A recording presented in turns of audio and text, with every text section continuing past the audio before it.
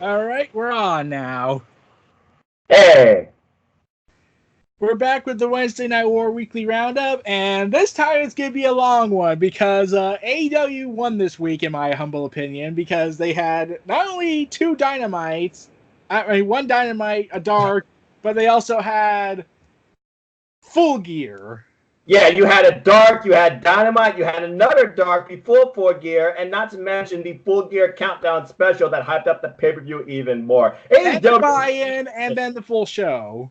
yes, AEW killed this full week. Simple as that. But NXT, Yeah, and NXT had Raw, SmackDown taped already, so no one had any interest to watch. And NXT was invaded by the Bullet Club. and that was a pretty cool spot. But you heard the NXT crowd go back to Raw, go back to Raw. But I'll admit, AJ Styles in NXT, he subtly suggested he was going to do it, and he finally did it. Yep. So I will say this. I understand it's the UK, different time zones, so of course you have to accommodate the live crowd there versus the Western states here because we're on different time zones. So I understand why you were taped, but don't use the UK as a foundation to make Raw and SmackDown look stronger at the expense of NXT UK. Spoiler alerts, please go follow No DQ or go to your local Twitter wrestling source because everything's there, folks. Yeah, and prior to this recording, I told Noah some things about the Raw taping, and understandably, he's pissed. You're damn right I'm pissed. Imperium, come on now. And Mark Andrews and Flash Morgan Webster, ouch. And seriously, no Candy Asuka. Greg. Oh, don't get me started on that nonsense. I'm like, Natalia deserves so much better. But I digress. It is not main roster. Well, it is main roster because NXT is the main roster. NXT AEW. Let's start with, oh, well, I guess because of chronological order, AEW Dark this week, which I do watch, and there is reason to watch it, not just because the wins and losses matter, but between being the elite AEW Dark, which are also used in telling storylines and building matches for AEW, go figure, folks. There are other things that actually matter that build to a storyline and match, hence the Joy Janela Sean Spears thing. AEW Dark on Tuesday had Sean Spears beat Michael Nakazawa, and Aubrey Edwards looking disgusted and creepy. She is so damn good at her job. She is Yeah. definitely the best ref in AEW. Aubrey, keep doing what you're doing and loving it. Anyway, Baby Oil came in play here. Tully Blanchard got Baby Oil in a suit. He was disgusted. And then the thong, I think it is,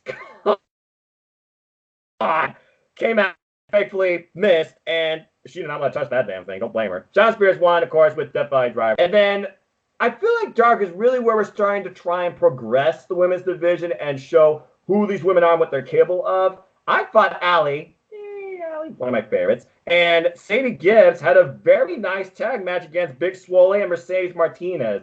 If you want to build star power because you can't get Tessa until next summer, Mercedes Martinez will be a major pickup for AEW's women's roster. I'm Yeah, surprised her team lost. when are they going to bring her in?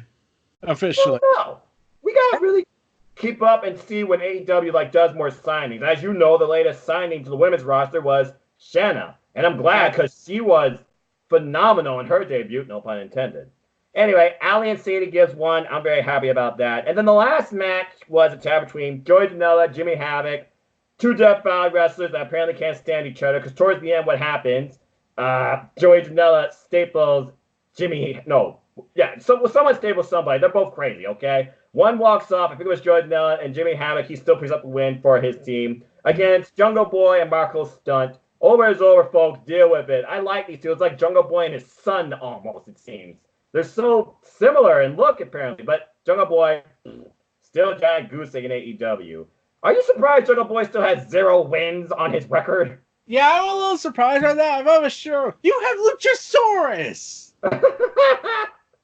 I keep thinking Jungle Boy, they keep painting him as this next big thing in wrestling and how he's going to be the next big guy and the big franchise player. And I was like, okay, well, there's a multitude of factors. One, his name is Jungle Boy. I don't think anyone could picture him as world champion with that name.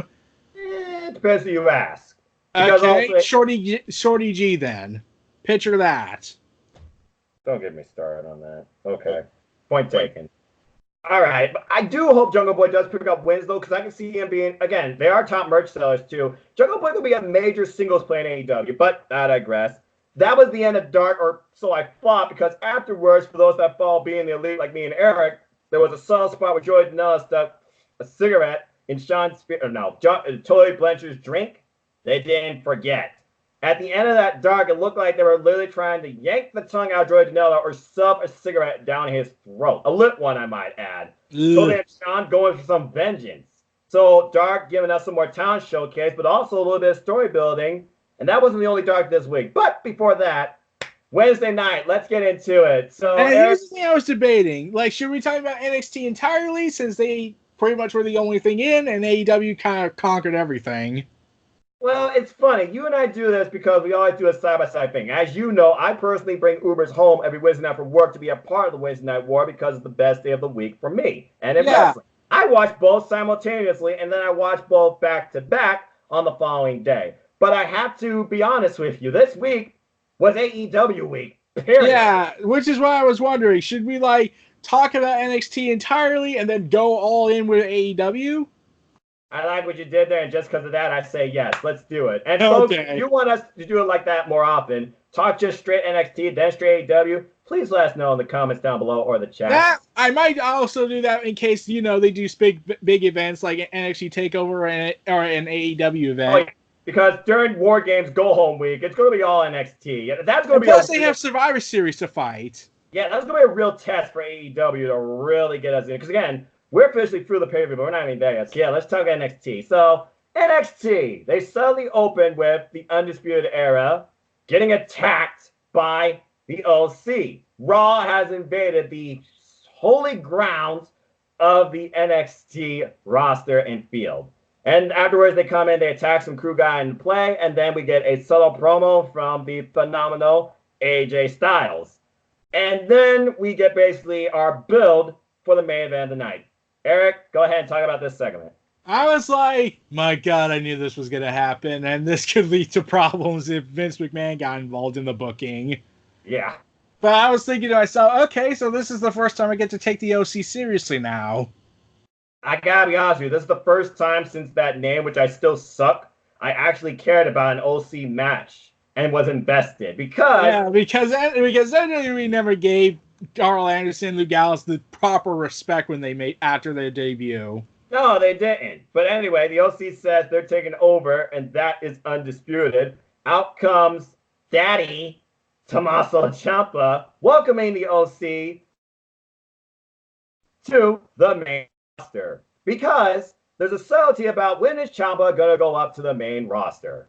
Well, he's there, and now you're here. Folks, and it makes sense because NXT is now a level playing field, despite viewership and what you might think. I consider it main roster level because it's now considered the third brand, and it's my brand in WWE. NXT is the main roster, but also Daddy's home, the show. And basically, why he's fine with the fact that they attacked the Era because he's going to go to war with them in War Games. We're getting 2 War Games matches. I still can't freaking believe that. Yeah. Some people thought that might be overkill. It depends on how you book the rest of the card. But technically, you're right at this point. No championship defending. Anyway, following this, he calls them out, says, we got one war coming, but if we want to go to war tonight, I'm fine with that. And then there's talk about balls, because Ciampa has the balls to do it by himself. Or so it seemed. Bro. And the Limitless One come out, who are also going to be part of Team Ciampa in War Games. And we get probably one of my favorite 3-on-3 tag team matches set up the entire year out of WWE. When was the last time you actually felt like, hey, should I be emotionally invested in this? Because I kind of want to feel emotionally invested. I want to say the Shield and Wyatts. I have to say, yeah, that's a throwback. Because I'm trying to think of what were the hot tag feuds this year. I mean, WrestleMania had a pretty epic 4-way tag, but that was a 4-way tag. And when you think of tag on tag, 3-on-3, nothing. Honestly, nothing. I can't think of anything.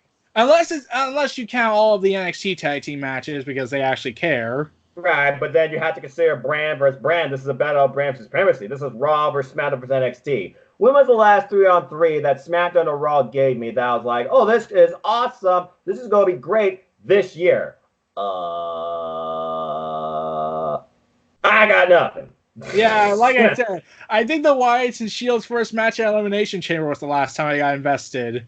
Yeah, because that was a real 3-on-3 family versus family feud on feud storyline, and yet they were under the same brand too. Because back then it was like brand split didn't exist. But go watch the Wyatts versus the Shield, freaking Elimination Chamber. That match was epic. And I always loved the build-up. Like, they never interacted with each other. They just stared down each other. They were so close, so close. And Elimination Chamber, all hell broke loose. Literally. Yeah, and I told you this. Vince was very adamant to keep the Shield and Wyatt separated during their long period of attacks to maintain a sense of, oh, well, they're not interacting yet. We need to keep them separate as possible. And then when we finally strike, they'll get money. And they did. And I think the same thing kind of worked here. But then again, this was like a subtle warning shot because, again, it all broke down. But we'll get to that later. So what was your thoughts on the next match? Because we got multiple feuds going on. Dunn versus Priest 2. This was wild. Yeah, it wasn't as I felt like it wasn't somewhat as good as their first match together. I thought their first match was a little bit better. But I get the revenge story they're adding. But I did love the ending where now it's like Pete Dunne has two people to deal with: Damian Priest and Killian Dane. And they're not working together. They're all enemies against each other, but they all want one common thing: dominance over the Bruiserweight. History almost repeated itself, but Dunn, being the smart, technical wrestler he is, he blocked the bullseye and gave Priest one of his own towards the end. But this was just a match of swift kick, strikes, counter for counter. They're going for the finishers right out of the gate. I loved this match, but I have to admit, it definitely felt faster, but it was more for the story building, like you said, because post-match, Dane comes out, he destroys Dunn, but then Priest wants a piece. So then Dane destroys Priest, and then Priest attacks Dane, and then Priest gets thrown in the steps and gets sent on bomb for his trouble, cannonball, by Dane for his troubles. Dane stands tall over both a fallen Bruiserweight in the ring and a incapacitated Priest on the steel steps.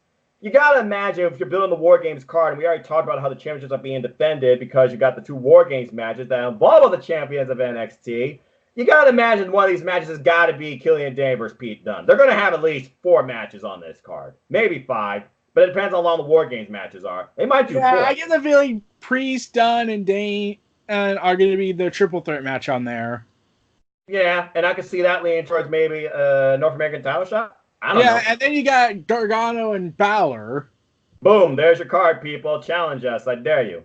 Unless they add the Cruiserweight Championship match, which I think they won't, because we'll talk more about that later. Yeah. So, following this match, ironically, they talk about War Games and the women's War Game teams that were announced on something on WWE called The Bump.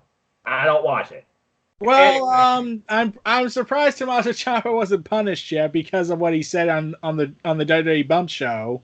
I'll admit, I see some clips of it on YouTube that actually are worthwhile. From the Ciampa thing to the Tegan Knox talking to her idol and breaking down. That was cute.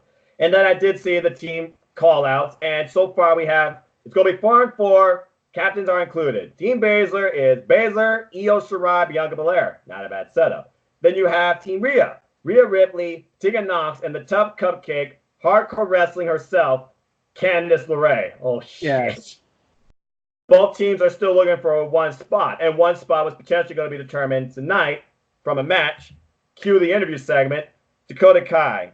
Tell me for your thoughts on Dakota Kai in this interview segment. She definitely looked like she was kind of, out to prove something to herself. She seemed like she was out for vengeance, but it also seemed like she was a little still unsure of herself, trying to pump herself up. Yeah, who wouldn't be somewhat doubting themselves when you got, Shayna Baszler and her cohorts, and considering her record reign as 365-day total champion run. One of the longest reigning female champions in the modern era, legitimately. Mad respect to her. Anyway, she talks about how she's not the same as she used to be. She's more aggressive, has fire in herself. Shayna Baszler wants to call me a waste of a pick. I'm out to prove stuff, and I bet she won't say that when I kick her head off. I'm surprised she didn't say damn. That would have probably made me a little bit more invested. Because I got to be honest, we knew this week we're going to get Shayna Baszler versus Dakota Kai. But as you said, you got the horsewomen at ringside. I thought they were going to be a factor. They wasn't. We'll talk more about that a little later. Because the next match was actually, I love Santana Garrett. I'm a fan of the NWA. I'm a fan of her work. Premier Young Classic 1, excuse me, or 2. But Tainara is like one of those that are trying to build, but I still feel she's lost in the shuffle. This was Tainara versus Santana Garrett in her NXT TV debut. I thought the match was okay, but the only takeaway I took away from this, Tainara, vicious knee strike, Brazilian kick, she got the win. Yeah, for me, I barely even noticed that, oh, this match is happening. I didn't even know this was part of the show. It was so short, 4 minutes long. And I didn't feel anything. Like, I didn't know who these people were yet. And plus, there was no established storyline. It was just, oh, we need a filler match. We need to put a filler match because we're 2 hours. Yeah, So, but I also want to think that maybe it's talent development because, to be fair, Tanura Kanji, she's gone from, like this vicious, all about heel to this kind of more bubbly persona, but still very competitive in the ring, and she's picking up wins. I'll give Tanura credit. She's building herself as far as character goes because she's already pretty good in the ring. Santana Garrett, she was just recently signed to NXT. It was her debut. I didn't expect her to win. Yeah. So yeah, I gave it 2 stars in my humble opinion. I gave Damian Priest and Pete Dunne a 3.75, I believe. Okay, I think that's fair. Because again, that match was more for storytelling. This women's match was more building Tainara, because obviously they're going to put Tainara, I think, as a big part of NXT's future. You got to build this women's roster because you knew something's going to happen to it down the line. I hope not, but I'm just saying business is business. Anyway, they starting to really get the idea of merging the cruiserweight division into NXT as they started showcasing the cruiserweights. Brief little thing about Tony Nese, how he's the premier athlete. And then we get also following that, a Garza package because the two are going to face each other later on in a number 1 contenders match for the NXT Cruiserweight Championship. Now we get to one of the bigger things here. Shayna Baszler, with Horsewoman in tow, I might add, Jasmine Duke, Maria Shafir, versus Dakota Kai. Now, again, I did not expect Kai to win this, but I expected something different from her. And to be fair, I got it. Not only does she show a lot of aggression here, and also some subtle, okay, you think I'm going to kick you, boop, fake out. And she did not feel intimidated at all by Baszler. But in the end, Baszler, she attacked her right ankle, ouch. Kai was very persistent in this, countering the careful the clutch a couple of times. Both women were jockeying for position, and they were sharing rights and kicks galore. Eventually, Kai paintbrushes her. Baszler, though, she gets that step-up knee strike. That's a vicious knee strike, by the way. That's one of the most effective moves Shayna Baszler has, in my opinion. And towards the end, she catches her out of midair, Baszler does, and drops in the carabiner clutch. And you think Kai's going to get out of there, but Baszler, being the smart ring technician she is, much to her credit, she stops her from grabbing the ropes by trapping her left arm and left leg, and Kai has no choice but to tap out. Tell me for your thoughts on this match and the post-angle, because we finally got our Team Rhea. Yeah. It went completely ballistic. Like, you got Bianca Belair. I was confused about Bianca Belair. Do tell. Because doesn't she and Shayna not like each other? There's the thing. There's not liking somebody, and then there's more so keeping your enemy close to you. Remember what Shayna Baszler has, the NXT Women's Championship. Why not try and get close to the champ and say, girl, I'll help you win this match. Now you owe me. Maybe she thinks that Shayna Baszler will give her a title shot. Yeah, I think more will depend on the fallout from War Games. Exactly. There's a lot of miscellaneous variables here. But anyway. Because I don't want to start listing NXT retcons. Well, so far, they're not doing that. Just saying. Everything they're doing, it's all about story building. Truth be told, we've seen some repeated matches, hence the Dunn versus Priest 2. But again, you saw what that was about. And by the way, Killian Dane still has those fingers taped up too. He certainly hasn't forgotten. Yeah. And then we got Io Shirai beating up Candice LeRae, so that story's continuing. Yeah. Basically, after the match, the Horsewomen and Shayna Baszler, they keep attacking Kai. Out comes Team Rhea, only to get intercepted by Team Shayna. So now it's like a 5-on-3 assault. And then out comes somehow the difference maker, Candlestick in hand, Mia Yim, who whacks the hell out of everybody. Yeah. And you get the 5 of them standing tall in the ring. I thought this was a really good post segment, and I was like, who could join the team here. We got to figure out these teams. Maybe one will be figured out tonight. I thought Kai might, but okay, there you go, Mia Yim. And it was confirmed later on, as we'll get to. Yeah, and now I'm thinking to myself, will this lead to a potential heel turn? That's what I'm thinking, and we'll talk more about that once we get the official segment. Anyway, following this, again, I thought it was a pretty good match. Did you rate this match at all? I gave it 3 stars. Yeah, it was definitely one of Dakota Kai's better matches, and she showed a lot of almost ruthless aggression, per se. Just not enough to take down the Queen of Spades. Good try, Kai. Member of Team Kick. I respect all 3 members of Team Kick, no matter what. Yeah, and here's the thing. I'm running low on who should be Shayna's dethroner. Like, we're running out of people.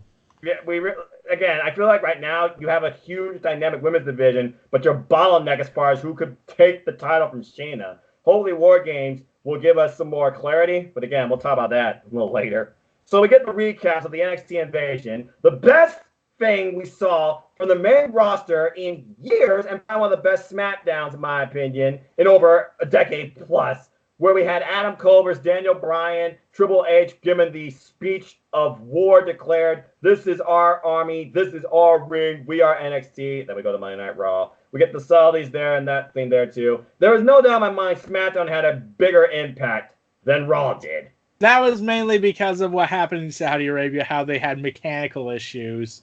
Right. Actually, they keep saying it was mechanical issues. Like, a lot of the wrestlers were saying it was mechanical issues. Mm-hmm. And there were some reports that came out that might have confirmed it. But but there's something that just bugs me. If it was full-fledged mechanical issues, why are the wrestlers so disgruntled? Why is Buddy Murphy saying never again? Why is WrestleVotes reporting and Sean Ross Sapp's reporting as well that WWE would say you need to... We're recording all your thoughts and say it was mechanical issues. Like, did something happen? I'm not going to say the Prince did something, but something must have happened there. And clearly, there's a lot of politics going on here. I'm not talking about like governmental things, but I'm talking about business and more. Saudi Arabia is its own animal, and you have Vince and the Prince, 2 huge opposite forces, maniacal, no doubt, and egotistical. Yeah. Obviously, there's going to be some stuff we will never learn, and probably for the best, never should learn. But there's no doubt in my mind, there is people being the company man, and then there's people that are just disgruntled and like, I may never go through this shit again. We will never know the truth, but I know this. I hope for the sake of those that never want to go there again, they never have to and never will. That's all I have to say about that. Anyway, NXT, those recaps, as SmackDown killed it, loved it. Then we go backstage. We get an interview with Kathy Kelly. I like Kathy Kelly. She's one of the only ones with personality. She's interviewing Ciampa, Riddle, and Matt about who's going to be your 4th guy. And I got a good idea who I think that's going to be, but you and I can speculate on that a little later based on what we talk about. Well, I know it's not going to be Velveteen Dream.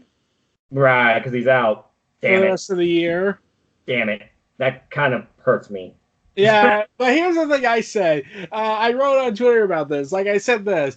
WWE's response when the top guy is injured. Quick, hit the panic mode. We don't know what to do. We don't know what to do. Quick, go crazy. And then NXT's response is, we have a plan B. And if needed, we'll have a plan C. Well, that's because you got Triple H who says there's always a plan B versus Vince that can change stuff on the fly and rip stuff every second. Just saying. Uh-huh. Anyway, they said they're going to war, but they're doing one war at a time. We left the door wide open. Shout out to the WCW war days where they closed the door on freaking DX invading from WWF. And hey, we left the door wide open. They came in. We're going to defend. And that was it for that segment. And then we get Capsule Swerve, another guy part of NXT, but also a critical part of the Cruiserweight division. Let's face it, it's the NXT Cruiserweight division, folks. It's what it's become. Yeah, and 205 had a special episode in Full Sail. I hope it's permanent. Honestly, I have to agree. That was one of the best received 205 Lives. I like the subtle idea that they recapped the match from Wednesday as just showing it, but also it still was a NXT Cruiserweight match. I think it worked very, very well. I hope it's a permanent thing, personally. That's my opinion on that. Or they just disband 205 and make it the official and integrate it into NXT. Well, again, you have the NXT Cruiserweight division now, NXT Cruiserweight Championship. If 205 Live gets dissolved, then you're literally going to dedicate a segment or a division within NXT, the cruiserweights, you still kind of got the same thing. You just don't have the purple and orange behind it. So maybe that would also be a new cruiserweight championship. Who knows? But again, purple leather kind of turns me off, so maybe that wouldn't be a bad thing. But this match didn't, because Tony Nese and Angel Garza, they tore it up. Yeah, and they only had 9 minutes to work with this. And they made it all worthwhile. From the subtleties with their egos, because both men have huge egos, to the whole pep thing, to the back and forth counter for counter action, to Gaza literally asking freaking Tony Nese for more. We get chops, takedowns. We get almost a wardrobe malfunction, and Marl's like, Beth, this is all you. And as soon as he's about to take the pants off, no. And Nese just enlisting the hatred of the NXT audience because they expect those pants to get ripped off. Well, they came off later, didn't they? Yeah. Sunset Powerbomb makes it all the more wild. That was brilliant. He sunset Powerbomb a pair of pants. Anyway, Garza takes control of that. We get an exchange of kicks. He gets a lung blower in there, but then Nese heat jockets for control again. He gets a wicked tornado DDT on the thin padding of the floor. Beautiful 450 splash. Not enough, because Angel Garza, ring IQ, he touches his boot on the bottom rope. Yeah. That was brilliant. Both men, they are exchanging. We get a midsection kick. Ouch. From Garza, we get chops. Both men chopped each other at the same time. And then it was a counter for counter off a powerbomb, almost like a soda string counter by Angel Garza, where he got him off into a backdrop driver. We get short moonsault, a solid kick, and then his finisher, which is now called the wing clipper, which is like a double underhook, literally compressing the spine, just releasing the pressure, slams him in, and matchbook cover, and Garza is your number one contender for the NXT Cruiserweight Championship, who will face the champ, Lio Rush, after Lio came out for some sports. You're like, good job, I'm looking forward to this. And then smack! Oh, but Leo's like, okay, I see what you're doing. Let's not forget, Lio Rush is the man of the hour, the champ of the hour. He also has an ego, too. Garza with the solid smile. He's like, Lio knows me. Come on. Okay, question. When they called it the wing clipper, here's a question.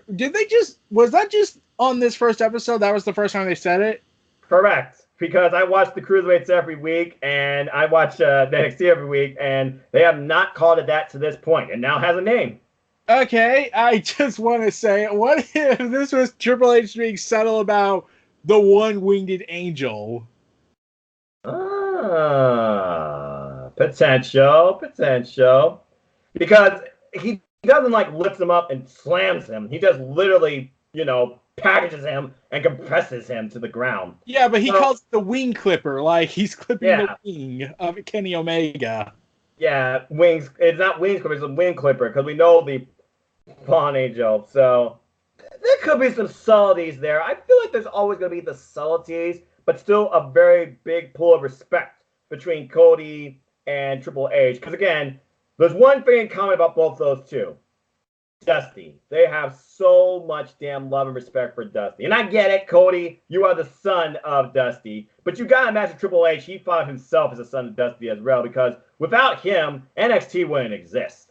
Yeah, that's why they call him the grandfather of NXT sometimes. Yeah. And that name, like we said last week, what will they do with the Dusty Rhodes Classic now that AEW exists? Will Vince order it to be changed? I feel like Vince would, but Triple H would fight tooth and nail to keep it that way, because you got the trophy, you got the name, you got the lineage, you have the overall respect for the man that made NXT what it is. Period. But Vince doesn't care about that.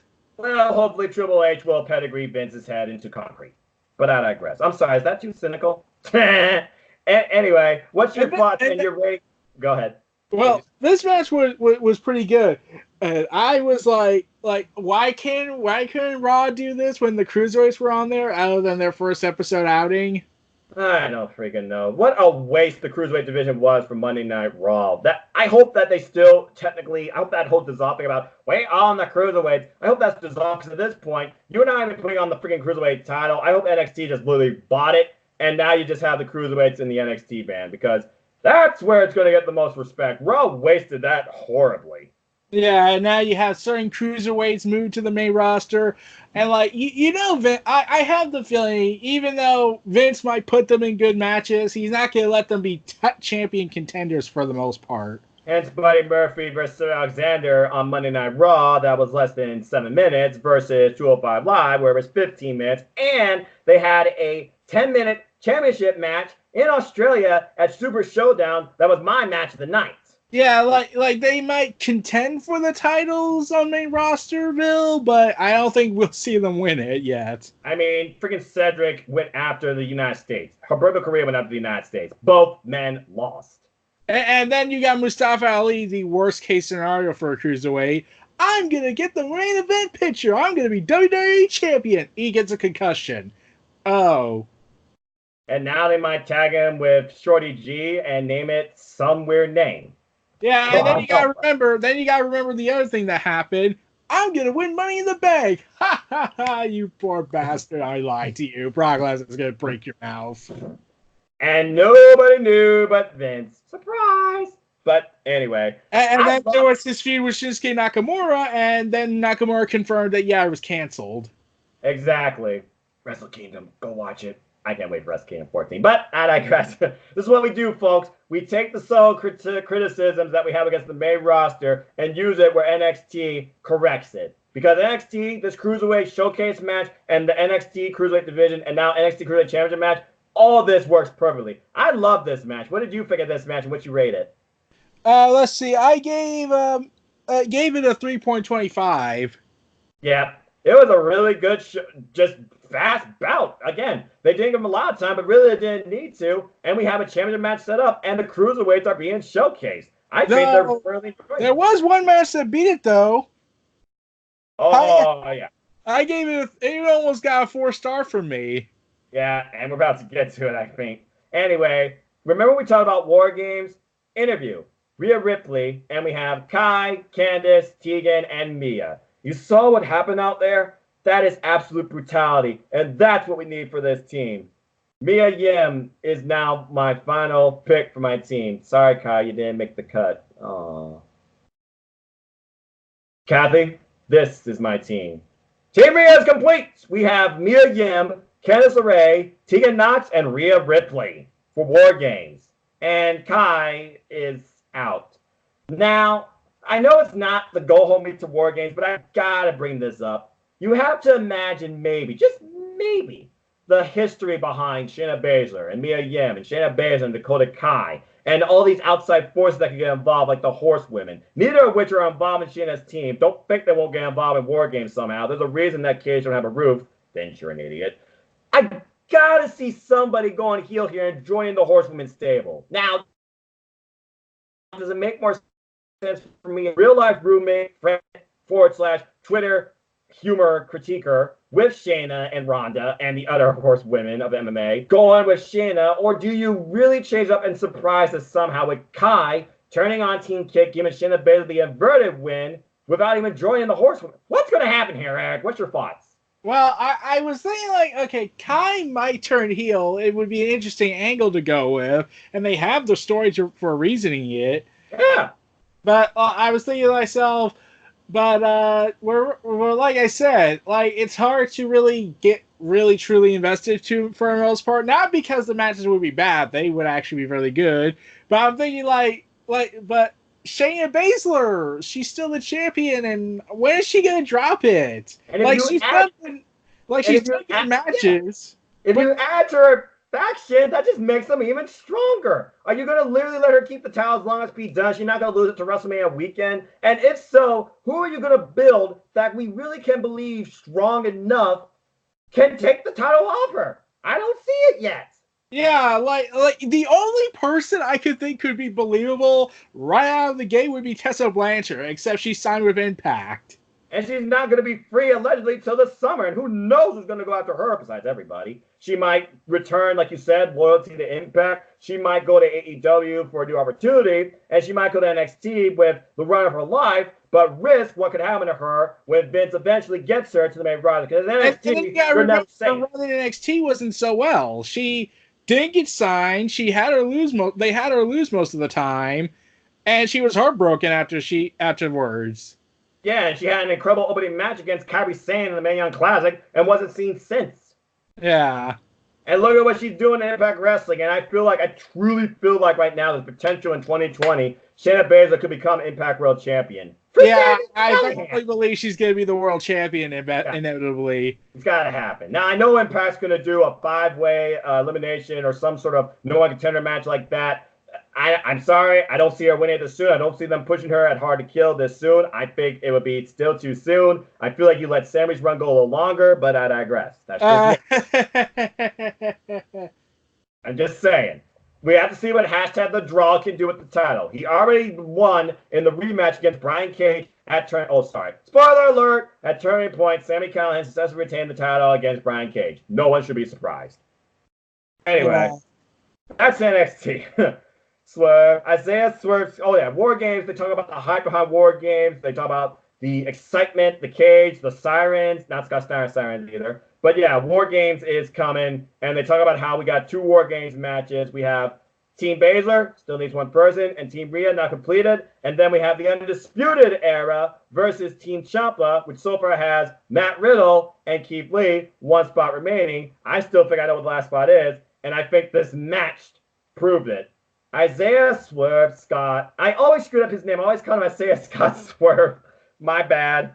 Versus Dominic Dijakovic. And this match was nuts. Yes. My God. I firmly believe this will be an underrated gem. Oh, without a doubt. There is no doubt here. I mean, we literally had everything in this match. It was a battle of just jockeying for words, claiming whose house it was, while the answer was like, whose house? Swerve's house. Counter for counter, we had Feast Your Eyes and a roll-up counter. We had Cyclone Boot and a choke bomb by Dominic Dijakovic. Again, showcasing his power, because clearly he was a more powerful person here. And Swerve just showcasing his agility and speed, but also counterintuitive here. And then at one point, they're both laughing at each other. And then Dominic's like, you think that's funny? You think that's funny? He tries to choke bomb him again, only for Swerve to counter into, what the hell? A poison Rana on the size of that guy? Yes. And then double stop on the apron. Then later on, a clothesline by Swerve that turns Dominic inside out. I couldn't believe how strong they made Swerve look, or how strong Swerve was able to look in this match against this guy that almost outweighs him 100 pounds, I think. Anyway, house call kicks were number of times here. I guess the way he calls that one side kick he does. And then he was going to go for a roll-through flatliner, only to get caught in Feast Your Eyes. Bam! And Dominic Dijakovic wins. That's just a brief summary of this match. Because, again, I could give you play-by-play, but I'm not Marinello, and we have a lot to talk about. Eric, any further points you have on either man or this match? And do you think that Dominic Dijakovic, the last guy to join Team Ciampa? I get the feeling he is going to be the last guy that joins. I can't really picture anyone else to join the team. I'm like, Johnny Gargano's busy with Balor, and Balor's not on Undisputed Era's team yet. Yep. And I was thinking to myself, okay, it's either Dominic. If this match went the other way, I would think Swerve Scott would have a chance if he had beaten Dominic Dijakovic. And I actually thought Isaiah Swerve Scott was going to win. He came this close. This close. If he would have hit that one kick he does to the side of your opponent's head, that would have been it. Yeah, I gave it a 3.75. I generally believe it's going to be an underrated gem. I loved this match. It was probably my favorite match of the night. I gotta be honest with you. It made both men look like stars here. And again, they also came to the point that Dominic Dijakovic, he was a little mad because instead of tagging with Keith Lee, Lee tagged with Riddle in that match against Undisputed Era. So I almost want to believe that Dijakovic could be the last guy, but there could be still some subtle anger against him and Lee. Yeah, but then you gotta remember, if they did that route, then you can't have both War Games have a controversial heel turn. Yeah, exactly. But I don't think Lee and Dijakovic would have heel turn. I think they would just implode on each other, but that still could cost the team. But again, Lee and Dijakovic, they still have yet to settle their rivalry. They're still 1-1, technically. Yeah, though I would save that for when they have the world title match. Oh, without a doubt. Both men are world title contenders. And again, you have to figure out now who's going to challenge Adam Cole, baby, after War Games, too. But Yeah, then you got to deal with Tommaso Ciampa, Finn Balor, Johnny Gargano, Dominic Dijakovic, and Keith Lee. and possibly a returning Velveteen Dream if he Yeah. pulls a John Cena on us. Imagine if the lights go out at War Games, purple, and Velveteen Dream comes out. He's at the top of the cage. He just does a friggin' dive off the top. Yeah, too bad he's going to be out for like the rest of the year. I could dream. There's got to be some sort of surprise happening at War Games. There's no doubt in my mind. But again, I guess we'll figure out the last person Team Ciampa in the near foreseen future. It might be Dijakovic. It really might be. I think that's your most logical choice. And now we go with the main event of the evening, the six-man tag team match of Keith Lee, Matt Riddle, and Tommaso Ciampa versus the OC. After, of course, the Forgotten Sons tell us to remember them, never forget us, meh. And we also learned that next week, Mia Yim, Io Shirai will face each other in a ladder match on NXT TV. I can't remember the last time I saw a ladder match on NXT TV. For a War Games advantage. This might be the first? I can't think of one. I was almost about to say Pac and Bo Dallas, but then I was like, oh wait, that was NXT Arrival. That was a special. Correct. I think this is the first. Yeah, I think so. Wow. It took him this long to really use this gimmick. This is brilliant. And then Leo Rush, Angel Garza is going to finish up for the NXT Cruiserweight Championship. I hope that gets at least 10 minutes. That's going to be a wild match. And we know how fast Leo Rush is. It's insane. Yeah. And yes, main event.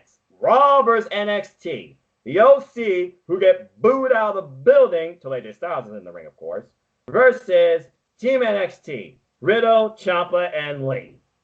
And boy, did this match go off the rails before it started and before it ended. Eric, take us through.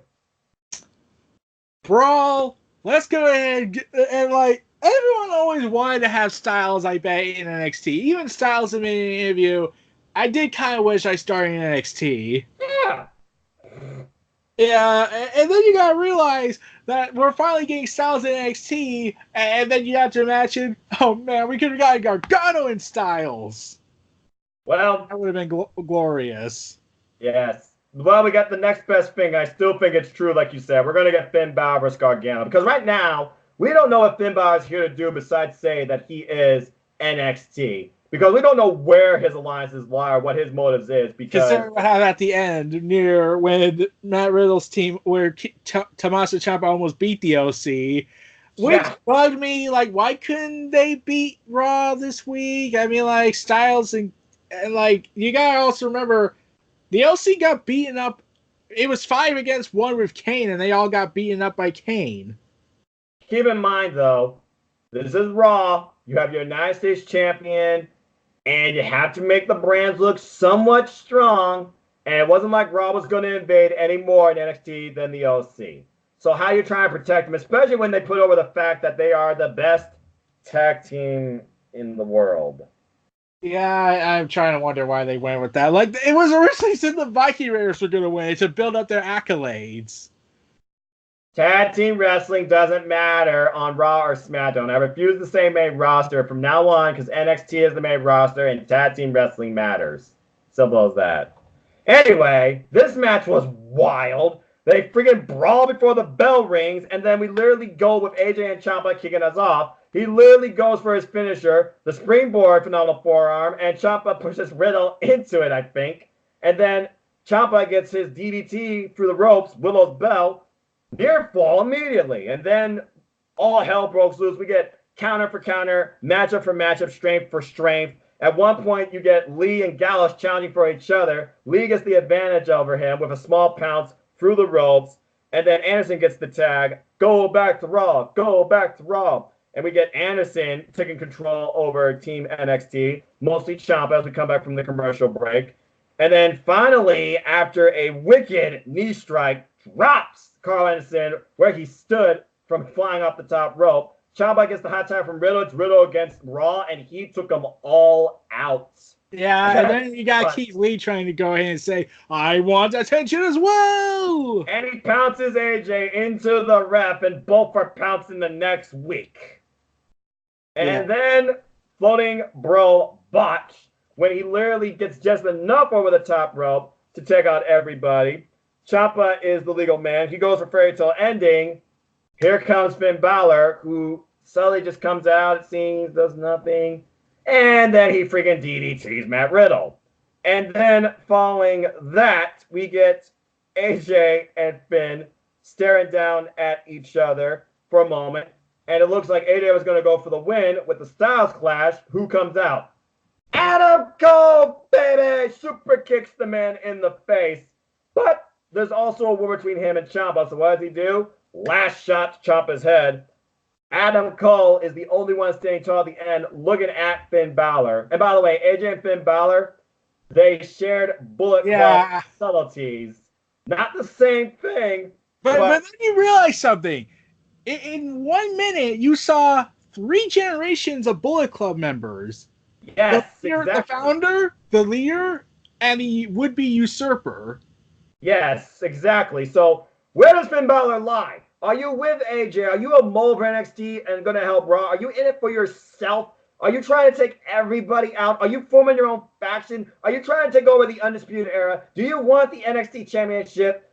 Finn Balor is the biggest wild card right now in NXT. Yes.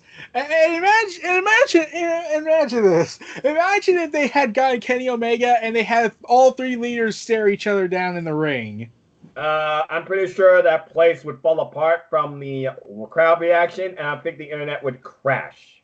Because you have Finn Balor, the founder, AJ Styles, the leader, and then you had Kenny Omega, the usurper. Yeah, who took over and took out AJ Styles, you remember right. We gave you all the matches. We gave you the accolades. We gave you the gold. And then you failed. And then AJ was gone. And then Q Kenny Omega, who brings in Adam Cole, baby, only to take him out later with Marty Scurll. And then you got Cody, and then you got the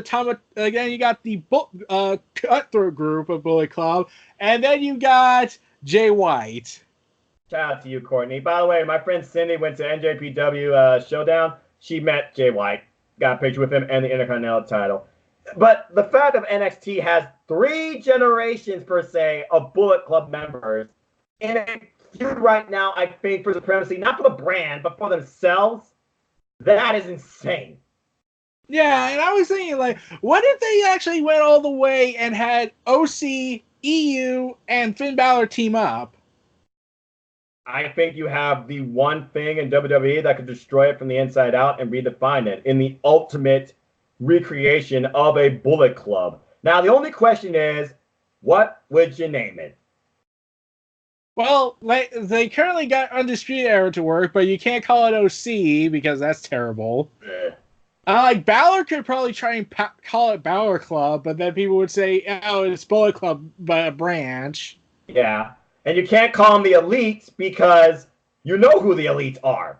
Yeah. So you have that conundrum, too. And definitely not call the NWO. Oh, hell no. You gotta think about this. This might be a potential triple threat set up for WrestleMania. I would love to see that. But anyway, that concludes NXT. Your thoughts, by the way, on this match. The match had no winner, let's face it. The match in this angle. If they had a definitive winner, I would have given it 4 stars. I gave it 3.75. Yeah, because the story was the wheel crown here. So, any last thoughts on this week's NXT? I mean, here's the thing I'm hoping for before Survivor Series. He was born in NXT, and he doesn't forget it. Oh, God. Oh, whoa. You're not fake. Whoa, dude. Whoa. Heel Balor and the Fiend? Oh, God. Could you imagine? And then you gotta remember, Triple H has a history with Bray Wyatt. He does. But I can't imagine the Fiend attacking Triple H. If he attacked Triple H, that'd be the ultimate ultimate revenge and picture for his Firefly Funhouse. There's got to be one more Raw and or Smack. No. Wait, I think I know what's going to happen next week. We got to be getting some sort of SmackDown invasion angle. The question is by who? I feel like the most logical choice, because now you have an invasion with the tag. You don't know what direction the men's going. I say you bring in Bayley and Sasha. Yeah, and like I'm left, and plus you need to build Bayley up for her triple threat match. Right, because right now she's the biggest afterthought. Yeah, and like I said, I would love if the Fiend showed up in where he was quote founded in. Yeah. And take out some NXT guys, and then Triple H tries to stop it, and only to be taken out as well. That would be insane. Now, obviously, if Triple H is going to come out, it's got to be like a top tier player. So the only one I could see that really could make Triple H possibly come out, he attacks Adam Cole. Technically, he would consider almost every member of NXT his top favorites. That's true, because he didn't show like favoritism. He has his army, but you saw at the end of SmackDown who he had in his arms, his champions. Yeah, and you know they're not going to have an intergender attack. No. And Adam Cole has been on everything now. Even backstage, which I don't watch, but happening on YouTube, they call Adam Cole, baby, the next top star of WWE. He's that good. Anyway, so that concludes NXT. It definitely knocked it out of the park as far as Chaos Angle goes, Survivor Series hype, and War Games continuation of build, as we still figure out what the remainder of the card's going to be, but I think you and I nailed it. Finn Balor versus Johnny Gargano. Johnny Gargano is going to come back maybe as soon as next week and attack Finn Balor. And the other match, if they don't do Dane versus Dunn, or a tag match of Dunn and Bate versus Dane and Priest, it's got to be a triple threat. Yeah. Now, the question is, do you just go with 4 matches because what the War Game matches could bring us? Yeah. Or do you still add something else? And if so, what do you add? I really think they should just do with the 4 system card thing. Because War Games, each War Game is going to be at least 20 minutes. Because you got the 3-minute interval, I believe, between each person. You got the entrances. You got the starters. You got the cage descending, which is going to descend twice. There's no way in hell they're doing 2 War Games matches back to back. And then you have everybody in there, and all hell breaks loose. Yes.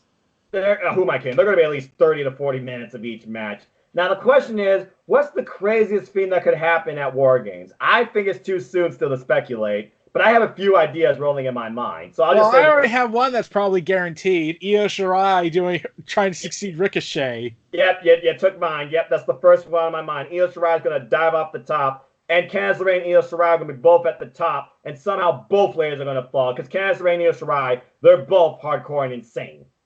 Yes. I can't wait for War Games, man. Oh, and I'm pretty sure Keith Lee's going to be the Killian Dane in his match.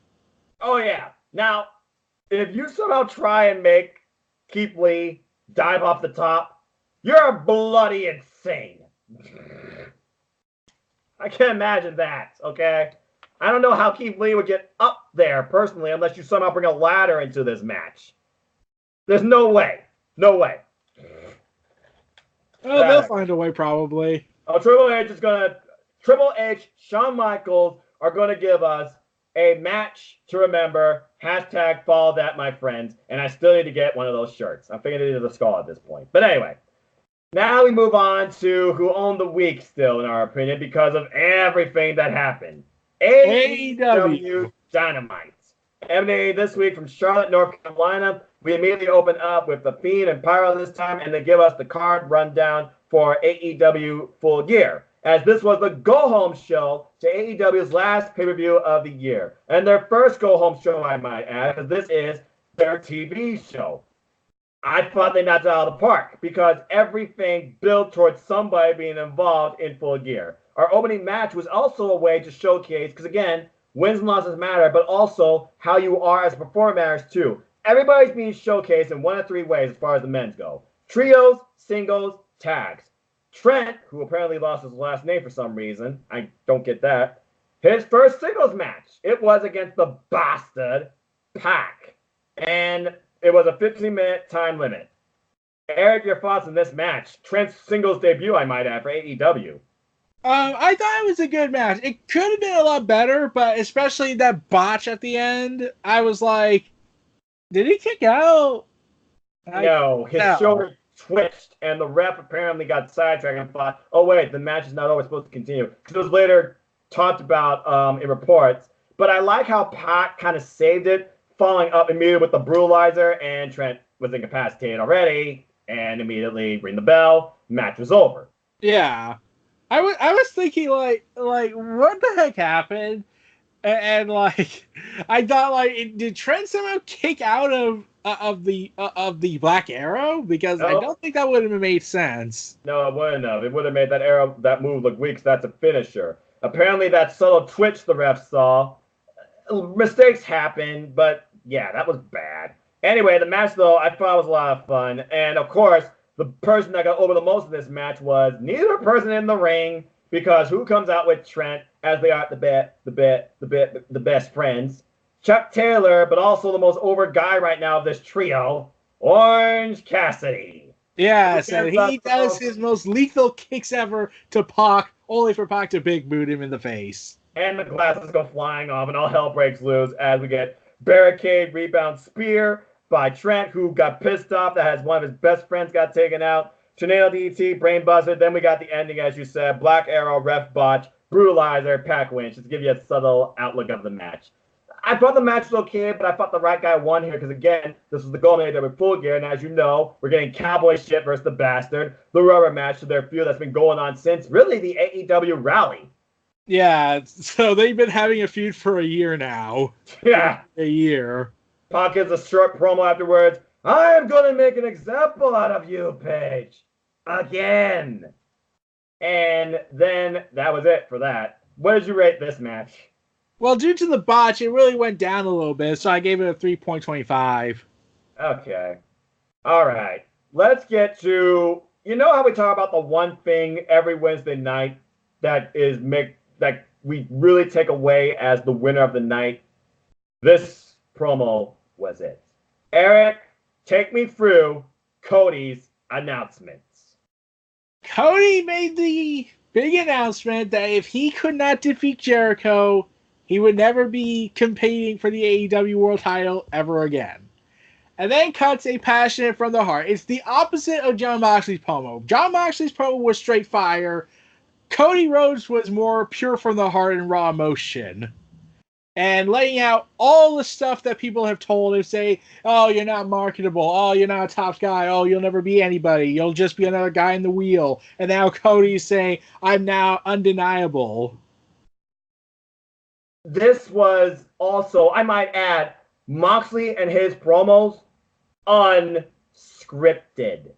Jim Cornette, who is incredibly biased against AEW, called this one of the best promos he ever heard. The Rock acknowledged how good this promo was. This is what you do to put yourself over. This is how you bring real emotion and passion that a team of 40-plus writers have not done for WWE in over a effing decade. This was absolutely incredible. He first talks about, as Tony Schiavone, him in the ring, major pop on the way. It was Cody's hometown, I might add. Yeah. So you knew that atmosphere itself was going to bring more into it. He talks about the Elite versus Inner Circle. He's not surprised how this came to be, how this happened. He's also not surprised how he and Jericho are on a card with the likes of the Young Bucks, Omega, Page, hell, with his brother, going all the way back to what was accomplished back in Double or Nothing. Then he talks about the company himself. Before that, though, he talks about his position in the company and lists off a few names. He lists off Graham, Watts, and of course the American Dream, Dusty Rhodes. When you look at the historians, there's one thing that is always with those men that always judge them. Not only were they leaders, pioneers in the industry, they were management. But then Cody talks about how he's so damn proud of AEW and everything it is and everything it accomplishes.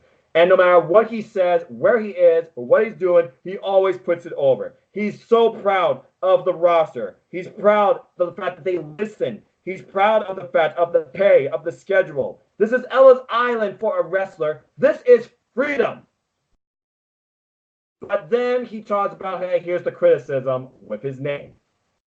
And then he gives that announcement like you said. If he loses to Chris Jericho at AEW Full Gear, he will never challenge for the AEW Championship again. And then we go on a spitfire of everything that encompasses what Dusty Rhodes said in his hard time speech. From being called entitled millennials to bring up the fact that Jericho himself, to a degree, was an entitled millennial, being raised under a wealthy hockey player, and he even calls him, you stupid dick. I was like, oh, this just went a whole nother level. And then he talks about and plugs his book that you can get on Amazon or at any flea market, Alliance sale, and I did look it up. And then he talks about, you call me a Tom Millennial, I call you a corny succubus, because the ironic truth to you is, this generation, you need it more, way more than it needs you. You want to dismiss all of my accomplishments, but this isn't about the dead. This is about the living. This is about my brother. Hell, this is about my mother. This is about the freaking 14 years it took me from going from undesirable to goddamn deniable. And then he finishes it off with this. At Full Gear, I beat you. I become the champion, and you crawl back to your inner circle. And then you tell them that you all should be walking on your tiptoes because the elite are coming. And when the elite and the inner circle go to war, it will be a war for the ages, and the elite are going to eat you alive. And I was like, holy shit. Yes. I have never felt more passion, more investment, more realism in any promo, besides Moxley, like that in years. What a fucking segment. Damn! I know so we 2 weeks in a row, Jon Moxley and Cody Rhodes, former WWE wrestlers, cut fiery, emotional promos. Yes! For the ages. This is going to go down in history as one of the best promos you will ever hear in your life. I can only imagine Dusty was shedding a tear after this recreation of what can only be Dusty Rhodes' hard time speech straight from his son. This was beyond incredible. And again, it was all him. No writers, no script. It was a wrestler telling his story and hyping you for a match on a pay-per-view for a world championship. Unfucking believable.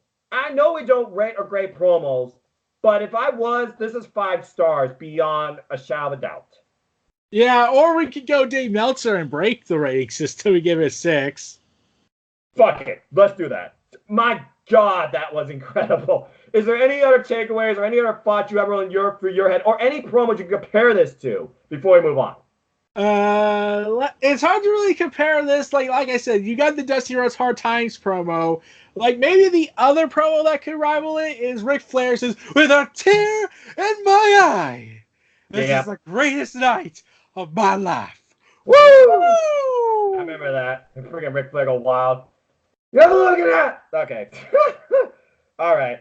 Before I go, I'm gonna rewatch that freaking promo after this again because my God. Anyway, following that, we get the Dark Order versus Private Party for a bronze medal. Now this I found interesting because this really made it feel like it was a sports accomplishment per se or competition. You had SCU come out with gold medals and the titles, and you had Lucha Brothers who joined the Spanish commentary that we found out about finally. I was wondering these two names. Oh, they're the Spanish team, and they were there too. Lucha Brothers with the silver medal joined them on commentary. We see them, but we don't hear them. And then we go to the ring and we find the Dark Order versus Private Party for what Paul Turner's holding in his hands, bronze medals, which would determine the triple threat AEW Tag Team Championship match at AEW Full Gear. Now, because they're silver medal winners and they're the champs, SCU Lucha Brothers, that's official. The third team was determined by this match. That went to a 20-minute time limit. And I gotta admit, the Dark Order, I'm getting really used to their in-ring style, and they're growing on me as far as the ring thing goes, but like the whole gimmick thing, I'm still trying to work my way around. Any thoughts you have on this match and the presentation of it, per se?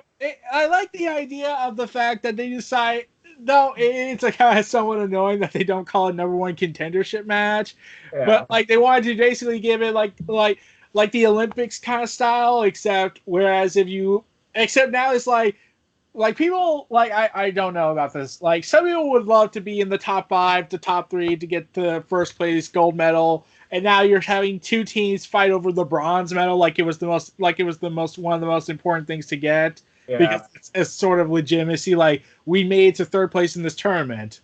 So Yeah. basically, we're the third best team in this company, and we have and we beat the best.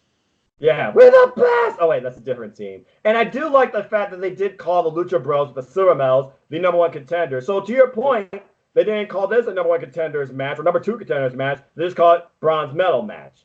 And in the end, Private Party, they won. It was a nice, simple match. I thought at one point though that the Dark Order, they won it with the shooting 450 shooting star cannonball combination where they pinned both men.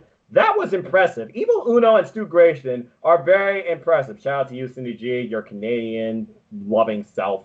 Anyway, Cassidy, he said his voice got wicked Uranagi. We got the silly string. And in the end, Gin and Juice was used not as a signature, but a finisher for the win. They won off that. Yep. I had given this match a 3-star rating. I'm trying to get invested with the Dark Order, except there's just something missing to it. Yeah. Like I like the human throne thing. I like the idea of having human servants. Actually, you're not just there to be beaten up all the time. Yeah, because they don't even get involved in the match per se, and they don't ever get beat up. It's not like a Power Rangers thing versus all the minions and stuff like that. Although that would be interesting. And also think about this: if they do not have trios titles, based on when we talk about Dark and other stuff, by freaking All In next year, I'll be bloody shocked. The Dark Order. Yeah, I keep thinking like with Orange Cassidy, the Hybrid, and Kip Sabian, and Kip and the Elite, and then you got the Lucha Bros potentially with the third luchador they had back in Fyter Fest. Laredo Kid. Yeah, and if they get more people, like I was thinking, like they don't need to bring in the women tag titles; they could just bring in a trios title. We haven't seen that in a long time for mainstream television. Oh, we haven't, and I think that'll be a very unique thing. And this company, I think, can pull it off. They got a lot of great trios. You got the Elite, you got Luchasaurus comes back, you got Jungle Express in full, boy and his dinosaur, and his pet. You could call it that. I don't know. And then as far as the Dark Order, that one I don't know. And then you have, I don't think the Death Fighters could come together as a team because they would just kill each other. Darby Allin, Jimmy Havoc, and Joey Janela. Although that would be a strange Bedfellows type of alliance that could be interesting. But I feel like trios gotta be the next step for them. I think they could pull it off. Yeah. But I digress. Anyway, based off of all 3 teams in the ring, following that, our match was made official. And then following that, we get a video. Chris Jericho parodying, satirizing Cody's promo. The same music, the same response in the very beginning, and he even kissed Sammy Guevara. Take me through this promo in your opinion. I was like, oh God, Jericho, you can make the most emotional promo and turn it funny. We had Virgil as Soul Train Jones. Santana and Ortiz talk about he's the youngest and the greatest. Sammy talk about how he's like a fodder figure. And then Chris's aunt's friend from church saying that he's going to beat the shit out of Cody. And then you got Jake Hager like he was trying his best not to laugh when he realized, oh God, what am I doing? The best promo ever was by Jake Hager. And he did 2 of them in here doing nothing. And then he literally talked about Soul Train Virgil talked about how basically Chris Jericho is like eating Olive Garden breadsticks. It's like unlimited. There's like no real end to him. And then Chris said, I'm just too good. I mean, the thing I have to worry about is finding the best place for a little bit of the bubbly. I mean, it's a huge responsibility, but I'm aware of it and I'm okay with it. Because I'm the champion. And then we see him working out. We see him in the tub drinking the bubbly. By the way, wearing a scarf, I might add. Who wears a scarf, right? I was like, oh God, what is wrong with you people? This was beyond brilliant. If you were to rate this versus the Cody one, which one won? Well, let's see. We got Raw Motion versus Raw Comedy. Okay, it's hard to really answer. Here's the thing I can say. I wish they would just do it and just mention Vince on TV and say, "Hey Vince, this is comedy." Oh man, one could dream. Oh god, that was so freaking brilliant, and the crowd was laughing their ass off Yeah, too every time I they. heard the crowd laughing. Like I was hearing them, like, "Oh wow!" Even the speakers couldn't stop them. Hager on the screen got the most laugh the second time because he's still there just doing nothing. Just His mouth was twitching, like he was trying his best not to laugh when he realized how funny this was going to be. Oh, this is so much fun. Oh Lord. Okay.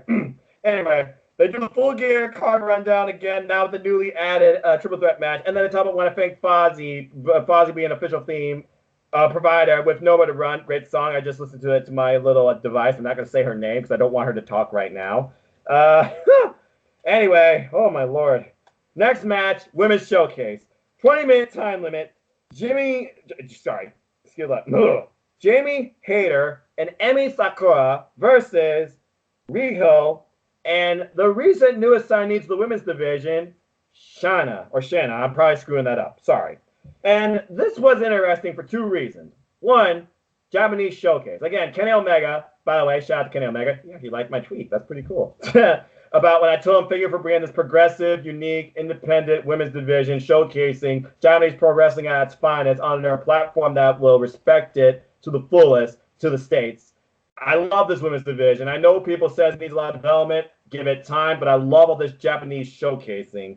We had Emi Sakura and Riho, who are from Gato Pro Wrestling, a battle of teacher versus student that was made official before the show, I might add, for AEW Full Gear title match. 13 years in the making, as Kenny Omega put up. Wow, those stats were amazing to read because I only seen beautiful matches.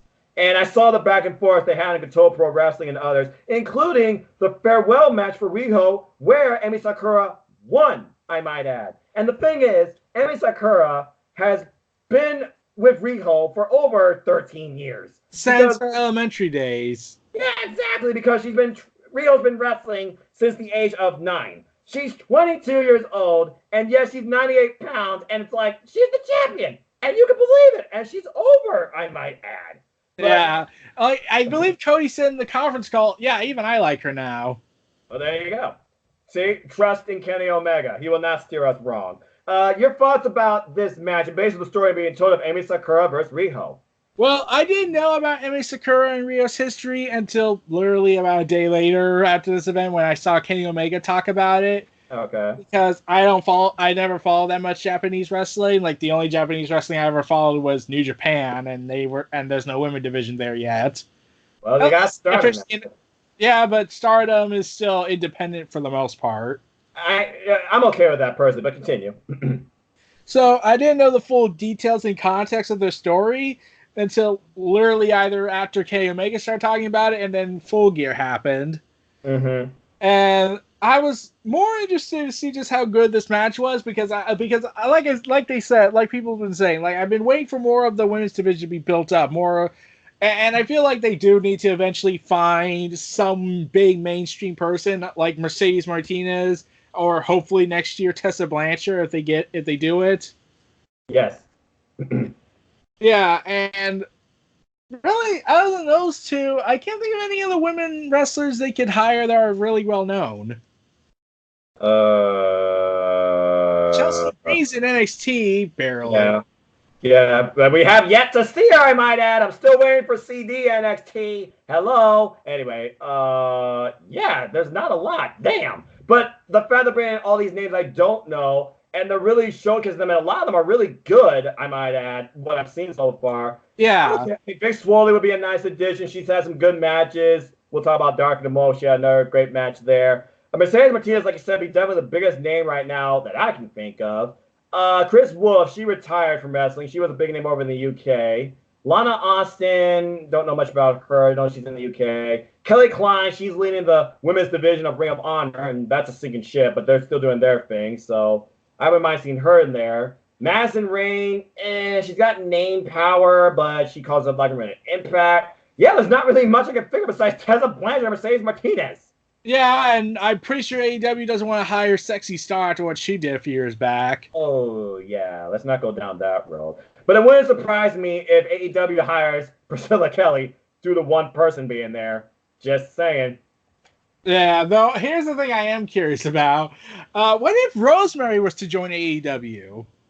Demon X Bunny. It could Yeah, happen, but again, they have Rosemary. Allie there. Yeah, and I'm happy about that. But again, Rosemary, she loves what she's doing with that Knockouts division. She's not so much worried about pay. She's being paid enough, and she enjoys working with Father James Mitchell and Jimmy Jacobs. So as long Yeah, as she knows what she's doing, I'm happy for her. all right. Eva Lee's would be a nice addition too. But anyway, besides additions, what were your thoughts on the four women you saw in the ring and the match?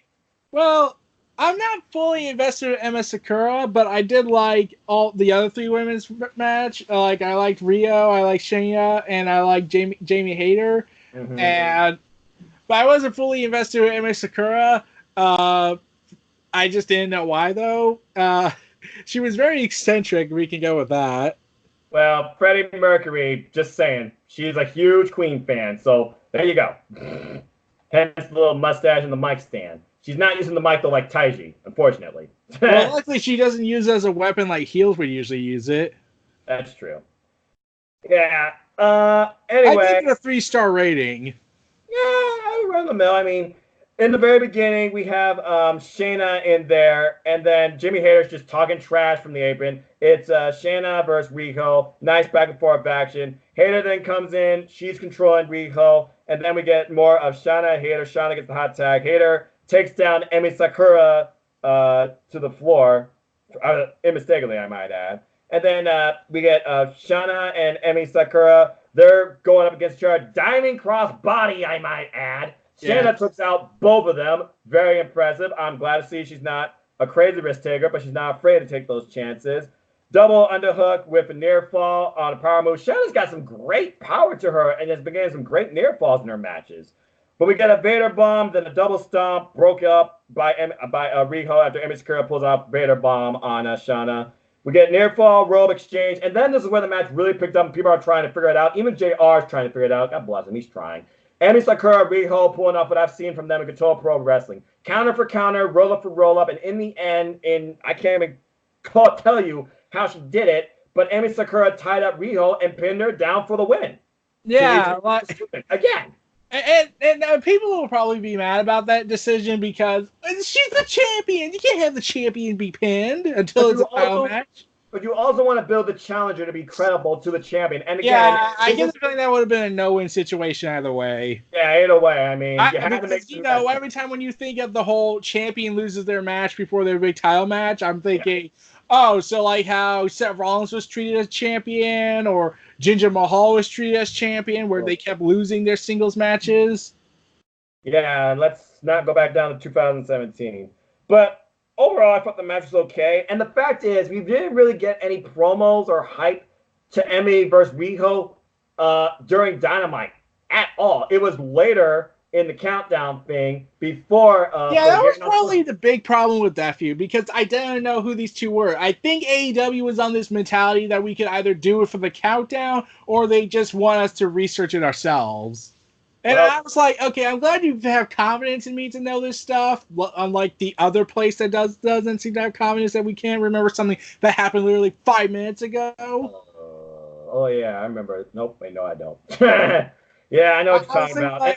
But not everyone follows Japanese wrestling. I know, but I do, and I know Jamie Hayter from Stardom because she tagged with Bea Priestley during the Goddess Tag League, and then I know Riha and Emi Sakura because I recently started following Control Pro. I followed a little bit of Josie, so I knew Aja Khan, for example. I didn't know much about Yuka Sakasaki, who we haven't seen for a while, the magical girl. I didn't know much about Riho, but she has thoroughly impressed me. Emi Sakura, I'll give her this. She's impressive, but the fake mustache thing, the "we will rock you" build-up is not as cool as the Terminator. Sorry, not sorry. Just saying. Yeah. Anyway. But we finally did get the match that you've been wanting to have for AEW. Yeah, but before that, what was your thoughts on this Brandy reincarnation promo? I was thinking, there's something rather familiar about that promo, especially the aesthetics. and someone called them out on it. Oh yeah. I'm trying to remember the wrestler's name. She's always interacting with fans on Twitter. Taylor Hendricks. Oh yeah. She's like follows everybody, I believe. Taylor Hendricks been a wrestler on Twitter. Yeah.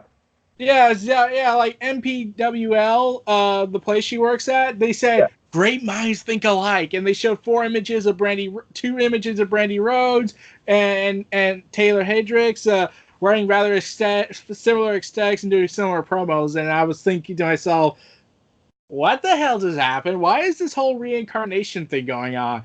I get her trying to be different from not be Cody's wife, but Or I'm Stephanie like, McMahon. Yeah. or Stephanie, yeah. But I'm thinking, what the hell led to this? I don't know what led to it, but I was weirdly interested. She talked about feeling dismissed, judged by name and skill, which to a degree, you have to admit, we judged her in the ring. She's not that great. And we also like, oh, she's the wife of Cody, so she's going to get all the things. And she even called herself out being called out as a bimbo. Ooh. Yeah, and I was also thinking, but I was also thinking at the same time, unlike Stephanie, she'll at least take bumps. She'll go and thumbtack herself. Yeah, and then I know dreams and nightmares, but do you all know what a night terror is? See, I have no authority over this women's division. I don't run it, but you think you could stop us? Who are the bullies now? I'm like, okay, so you encompass that one. You're not the authority figure. You're not making this women's division about yourself. Two, you're trying to prove a point that I am different, but also I can still mix it up with these women in the ring. You will respect me. And three, you're trying to put over this women's division through bringing yourself to be like the manager per se or the summoner of Awesome Kong, trying to see can anyone stop this nightmare I'm bringing. Okay. Yeah, like I say, it's weird to see where there's going. Like, remember, the first week we saw her starting to do this transformation, she goes weird and starts memeing herself when she points at the interviewer lady and says, yeah, like the monkey stare from the Family Guy. Yeah, that. I was like, okay, this is weird. And then we get the crazy ritual type thing, and I'm like, okay, she has all the pictures of the women's division to a degree, and then she goes dark and has like a ritual type thing. I'm like, yeah, and I'm just thinking to myself, what led to this? I have no idea. Now, knowing that Brandy, but then that leads to another question. You see her doing the ritual, but then you see her acting normal during the contract signing last week. Yeah. So I'm left confused. This is like probably like even the librarians were at least consistent. Yeah, this is like multi-personality deals, and you don't know which one's going on here. Yeah, except they don't seem to indicate that. They don't seem to like have someone say, "Wait, what about the original thing?" She could have mentioned, "Say, I have no idea what you're talking about." Like, I can't believe I have to say this. At least Kane got in multiple personality disorder right. Yeah, freaking. I'm not gonna lie. As soon as Ken showed up that suit and I saw him in his suit, I'm like, what the hell am I watching? Anyways, and now I want to read his book because that's freaking awesome. But anyway, all right, let's move on to the next match. Brandon Cutler versus. I love the fact that Shawn Spears' entrance is literally chair clap, music goes on, and I swear Tully Blanchard jams to it every time he walks out with him. 15-minute time limit, Brandon Cutler versus Shawn Spears. But then you get the subtleties of what Shawn Spears is trying to really set himself to be above. Garbage wrestling. No more garbage wrestling. A new shirt endorsed by the chairman himself. They recap the events of Dark, as I discussed, much like they were literally, according to commentary, trying to rip out the tongue of Joey Janela. And this was a nice back and forth match. Brandon Cutler got a lot of offense in, but in the end, thanks to Tully Blanchard and distractions arise, Shawn Spears wins with the DVD, the Death Valley Driver. And then post-match, Joey comes out like a hellfire with a chair, tries to attack him, and Shawn Spears and Tully Blanchard, they get out of the way. They're like, no, not right now, not right now. And then, yeah. Any thoughts you have on this match? It was 3 minutes long, 2 stars. Yeah. But I like this fact now that we know what direction Shawn Spears' character is going. He's trying to really be above just, average wrestling, garbage wrestling, which is what Joey Janela stands for, really at heart. So he's basically trying to put himself over Joey Janela. Through Joey Yeah, I Janela. was thinking like, wait, is he trying to be like Baron Corbin except better? Whereas Baron Corbin wanted to call himself the Indie Killer, or Randy Orton called himself the Legend Killer. Now he's trying to now Shawn Spears is trying to be the Hardcore Killer. Well, before he does that, he still has a bunch of hardcore wrestlers to go through, but so far he's gone through one of them. And he's failed to defeat Jon Moxley. Yeah, true. Anyway, we find Le Champion getting ready for the main event, and you saw him wearing a Michael Nakazawa shirt. What was that about? I was wondering that too. I was thinking like, oh, is he endorsing Michael Nakazawa, or was that just a horrible error? Because remember, Jericho did show up on Raw after Wrestle Kingdom wearing the New Japan Pro Wrestling shirt of Alpha Club. Yeah, and I have to wonder, what did Vince think when he saw that, when he realized, why is he wearing another company's shirt? That's me. On this, we get another promo, Omega promo, hyping up his match, Lights Out against Jon Moxley. They recap the Moxley segment where he goes into Tony Khan's office and he is super pissed off. And then Omega's like, "You're pretending you're upset? My best work is when I have to sacrifice for everything I need to get." Kenny, you wanted to work with WWE and you said you would have loved to be restricted. So really, you're kind of lying to everybody. I mean, yeah, Kenny says he's glad they're going to that place, and then Moxley basically says, "I'm at my best when I'm at my worst." So then you enjoyed being shot in the butt. I don't know.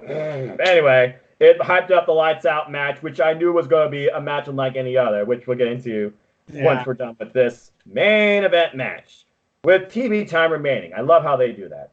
The Elite, Hangman Adam Page and Kenny Omega versus Sammy Guevara, who's actually vlogging live during his entrance, walking down the... I can only imagine that's on his YouTube channel. I don't follow him, so I don't know. And Le Champion, as now it's added to his Titantron I've seen, Chris Jericho with Jake Hager in tow. His enforcer.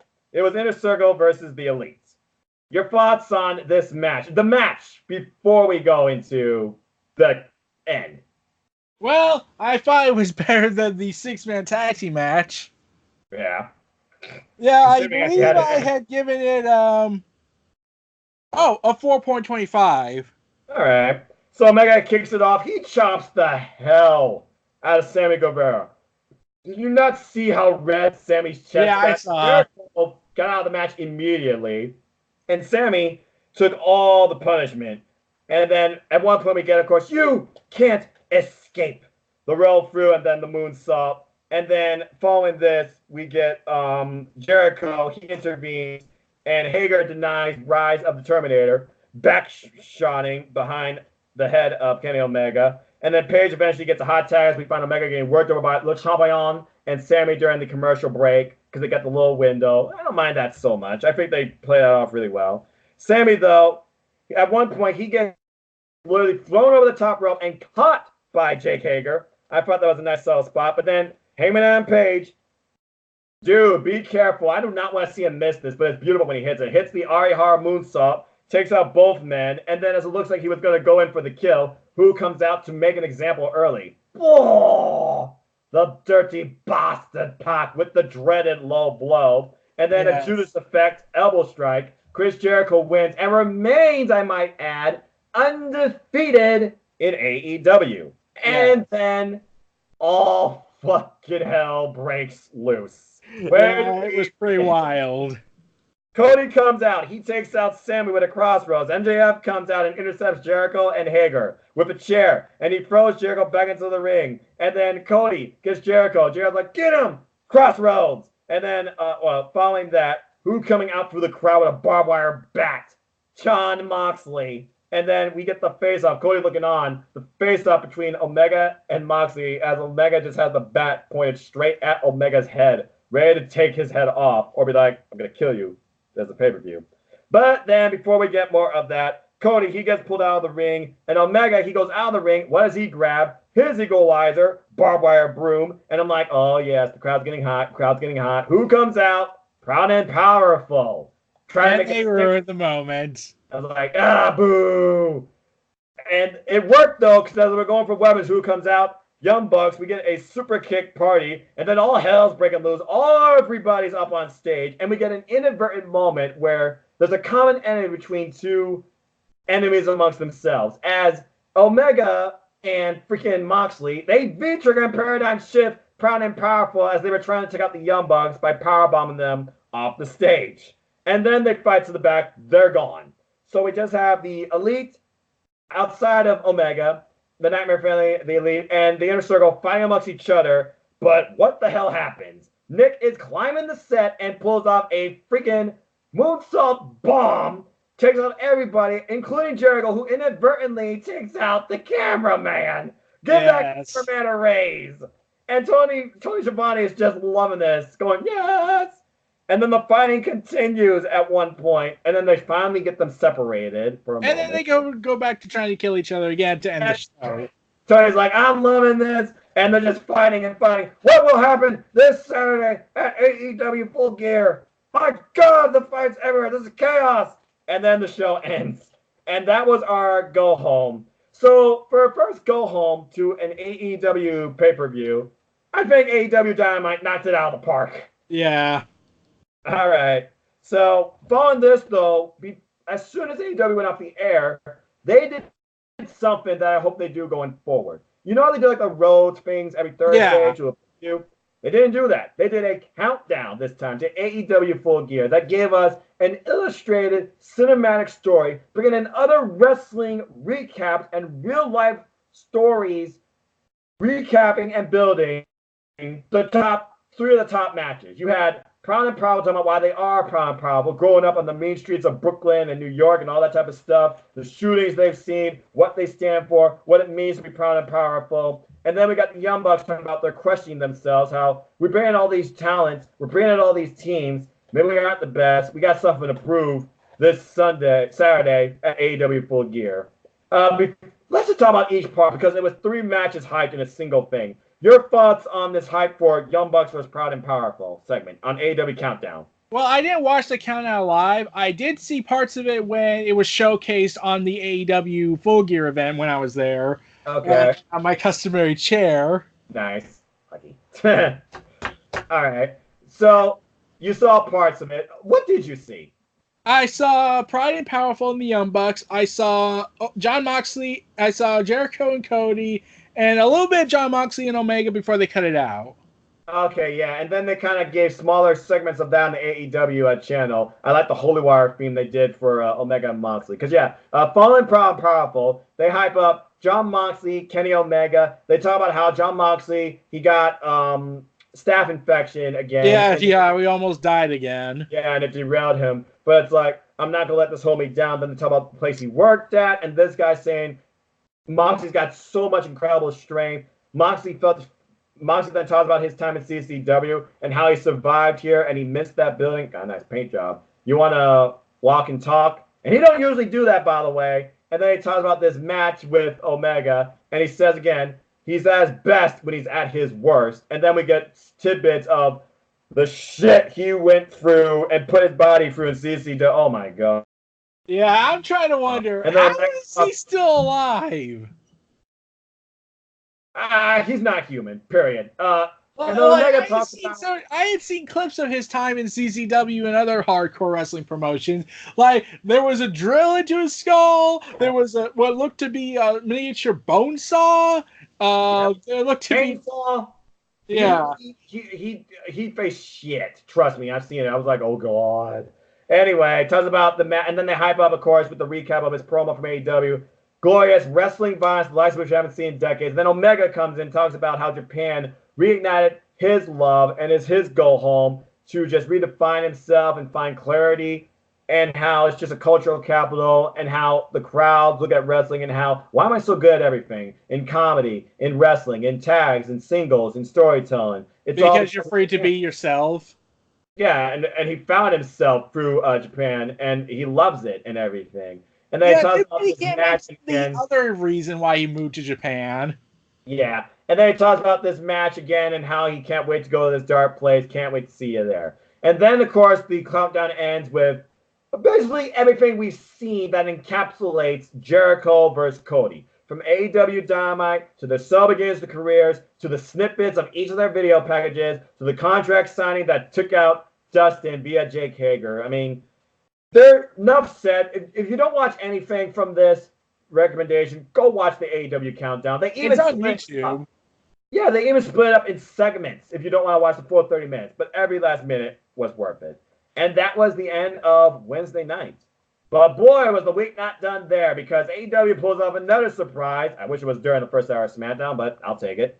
Another AEW Dark. And we've got Arn Anderson on commentary. Hikaru Shida had Big Swole in an opening match that was really fun and competitive. Hikaru Shida's being built really strong. They had a great opener. Hey, Leva Bates got her first win. I know, we're both tired. Nyla Rose basically beat Shalonda Royale and Shazza McKenzie, two people you'll remember from the Casino Battle Royale, the Women's Battle Royale. Yeah. They didn't tag Leva at all, destroyed the two of them. At one point, stacked them up like cornwood. Not only did a double deadlift Samoan drop, but stacks them up and basically does a splash on them for a double pinfall combination. Yeah, so and I kept hearing that the broadcast cut off. I didn't get that, thankfully. But anyway, the final match was SCU and CIMA, who I love watching in the ring, facing Kip Sabian and the Hybrid 2. Another trio that has formed now in AEW. And basically, CIMA was a one-man wrecking crew. At one point, he gets a hot tag. It's him against the world. He takes out all of them with Meteor's kicks, stacks them up like cornwood in the middle of the ring, and literally does a big Meteor SCU later tag finisher for the win for his team. That was AEW Dark. And that was the week of AEW before Full Gear. Now, let's go ahead and talk about what first came out before Full Gear. They finally did rankings, right, Eric? Yes. They did rankings for the men's singles, the women's singles, and the men tags. They showed 1 through 5, and they showed their records. So now you get a little bit of an idea of, okay, who is being looked at the strongest in AEW based on their win-loss record, because wins and losses matter. And according to what you tell me, they're going to do this every week Friday. Yeah. Okay. In fact, Cody said that he was actually hoping to start it on the day he made the announcement, which he did. Yeah. And I sat in on the AEW Fightful Media call too. Yeah. Also, he said this. But if we can't get it out tonight, tweet the hell out of me for this. Yeah, because we'll hear you. Cody does hear you, and he listens. And again, go listen to the Fightful Media call too. It was pretty good. It's like Triple H post NXT type media calls. I listen to those because you get a lot of answers to the way that Triple H and Cody think about the company and the talent and direction going forward. Except for the one crucial detail that people want to hear from Triple H. Yes, and why don't you disclose that? Anyway, folks, if you don't know what we're talking about, go listen to the calls. You'll figure it out yourself. We're not going to tell you everything. Come on. It says they didn't watch the calls. Well, I did, but again, I'm hashtag. I looked at the cliff notes. That's a fair point. Anyway, so then we go into the night of AEW Full Gear. Now, before I talk about that, let's talk about the buy-in match. And people are like, okay, why should I care? They hyped it up on Twitter. Let me tell you this. My friend, shout out to Tyler Joseph Smith. He is a newcomer to AEW. Interested, of course, because he's a WWE fan, and he knows the WWE talent. He was not sure what to think about Britt Baker and Bea Priestley. I direct messaged him both their promo videos on their Twitters, respectively, and AEW Twitter. He was like, wow, that is great shit. Now, Eric, did you look at either of those videos at all from Bea Priestley and Britt Baker? They showed them, I believe, during the show. What was your thoughts on either one? They were pretty awesome. Like, I was like, okay, when was the last time we had a pre-show match, so to speak, be taken seriously that isn't the New Day and the Usos? Stomping Grounds Cruiserweight, maybe? Anyway. But does Vince really care about the Cruiserweights? No, has that to do with all that mask. Vince is an idiot. I loved this, and there was so much realism to this because Britt Baker talked about how, again, she got legitimately injured, not once, but twice. But the first time, everybody called her except Bia. And that is about an unholy rule about in this industry, you're not out to hurt each other. And if you feel like you've hurt somebody, you reach out to them and see if they are okay. And then she Something talks that about Sexy how Star didn't do. that's a whole nother story there. Or Owen Hart to an extent. Owen Hart, yeah. Anyway, they talk about Britt Baker talks about, yeah, she's a dentist, but she loves what she does. She loves wrestling. She wasn't sure about this match. She wasn't even sure about going for this, but she wants to do this. And she said that I know how to touch your mandibular nerve, and basically I can rip your jaw off your freaking mouth, and I'm gonna kick your ass. See you at Full Gear. And then we finally get Bea Priestley's response. I can't tell if you want to work or you want to shoot. But I'll tell you what, let's shoot. I am a professional wrestler. It's not my fault that you don't know how to protect yourself. Oh. At Full Gear, you're going to see how much of a monster I am, and I cannot wait to kick your head in again. Damn! What and also the ultimate insult. You're a dentist. Yeah, about to say, you're a dentist. For you, this is what you do in your free time. For me, this is my life. And then let's just get right into it because AEW Full Gear occurred yesterday. You were there live. You got the chair, lucky. And you saw the whole thing. You had a brand new set. You had a great seat. Yeah, never lose that. And then you were there for the show. Eric. And I was in Jon Moxley's entrance. Yes, you were, according to what you told me. And you were that close to Darby Allin, which we'll talk about. So let's just get right into it. Yeah, I got some pictures. I can't wait to see them. I'll put them after this video on Twitter. The buy-in featured Taz also on commentary. Yes. Big pop, I heard. Big pop. Just about to use him. Why don't we bring in one more? Then we get our buy-in match that took up most of the buy-in. How about that? Yeah. Britt Baker versus Bea Priestley. Wow. This was a match definitely driven on emotion. And in the end, Britt got her vengeance. She won with the lockjaw. Now, you were there live, so take me through your thoughts on that match and the experience. Well, let's see. Everyone was hyped up for Britt Baker. Everyone was booing Bea Priestley. Straight out of town. And during the show, there were some incidents going on. Like, there was a fan later on in the night that got thrown out of the arena for getting drunk. Really? Very drunk. Ooh. Like, he spat on the floor and looked like he was about to vomit. Oh, dear. Yeah, that's wrestling. He even pointed at me and talked to me and said, bull, you know what, because of Cody and Jericho's ending, which we'll get into. Oh, yeah. I can't wait to talk about that. But I thought that Bea Priestley and Britt Baker, they had a nice match. It was a slow start as Bea was dodging Britt because Britt was ready to rip her head off. And then there were moments where Bea, she literally attacked Britt's head. Oh, boy. And both of them were back and forth. At one point, Bea Priestley was about to lock in a submission, and then Britt eventually got in some offense with a ripcord elbow strike, went for lockjaw first, but then Bea, being aware of it, she got away from it the first time, got to the ropes, and then got beaten down more. Then Bea looked like she was going to win with her own submission maneuver, only for Britt to counter that. We get a subtle super kick from Britt, and she finally locks in the lockjaw later on. For the win, Bea had no choice but to tap out. Britt Baker won. Vengeance. Yes. Now, I can only imagine what this means now for Britt Baker as they continue building her in the division. I was like, what's next for Bea, though? Because I thought Bea was going to win this by hook or by crook. I thought it was going to be like a Pac Page type situation. But I guess I know now a little bit more about the Brandy thing. And I also know what's next for Bea. Your thoughts on Brandy and Kong and what they did. I was like, I don't know what led to this.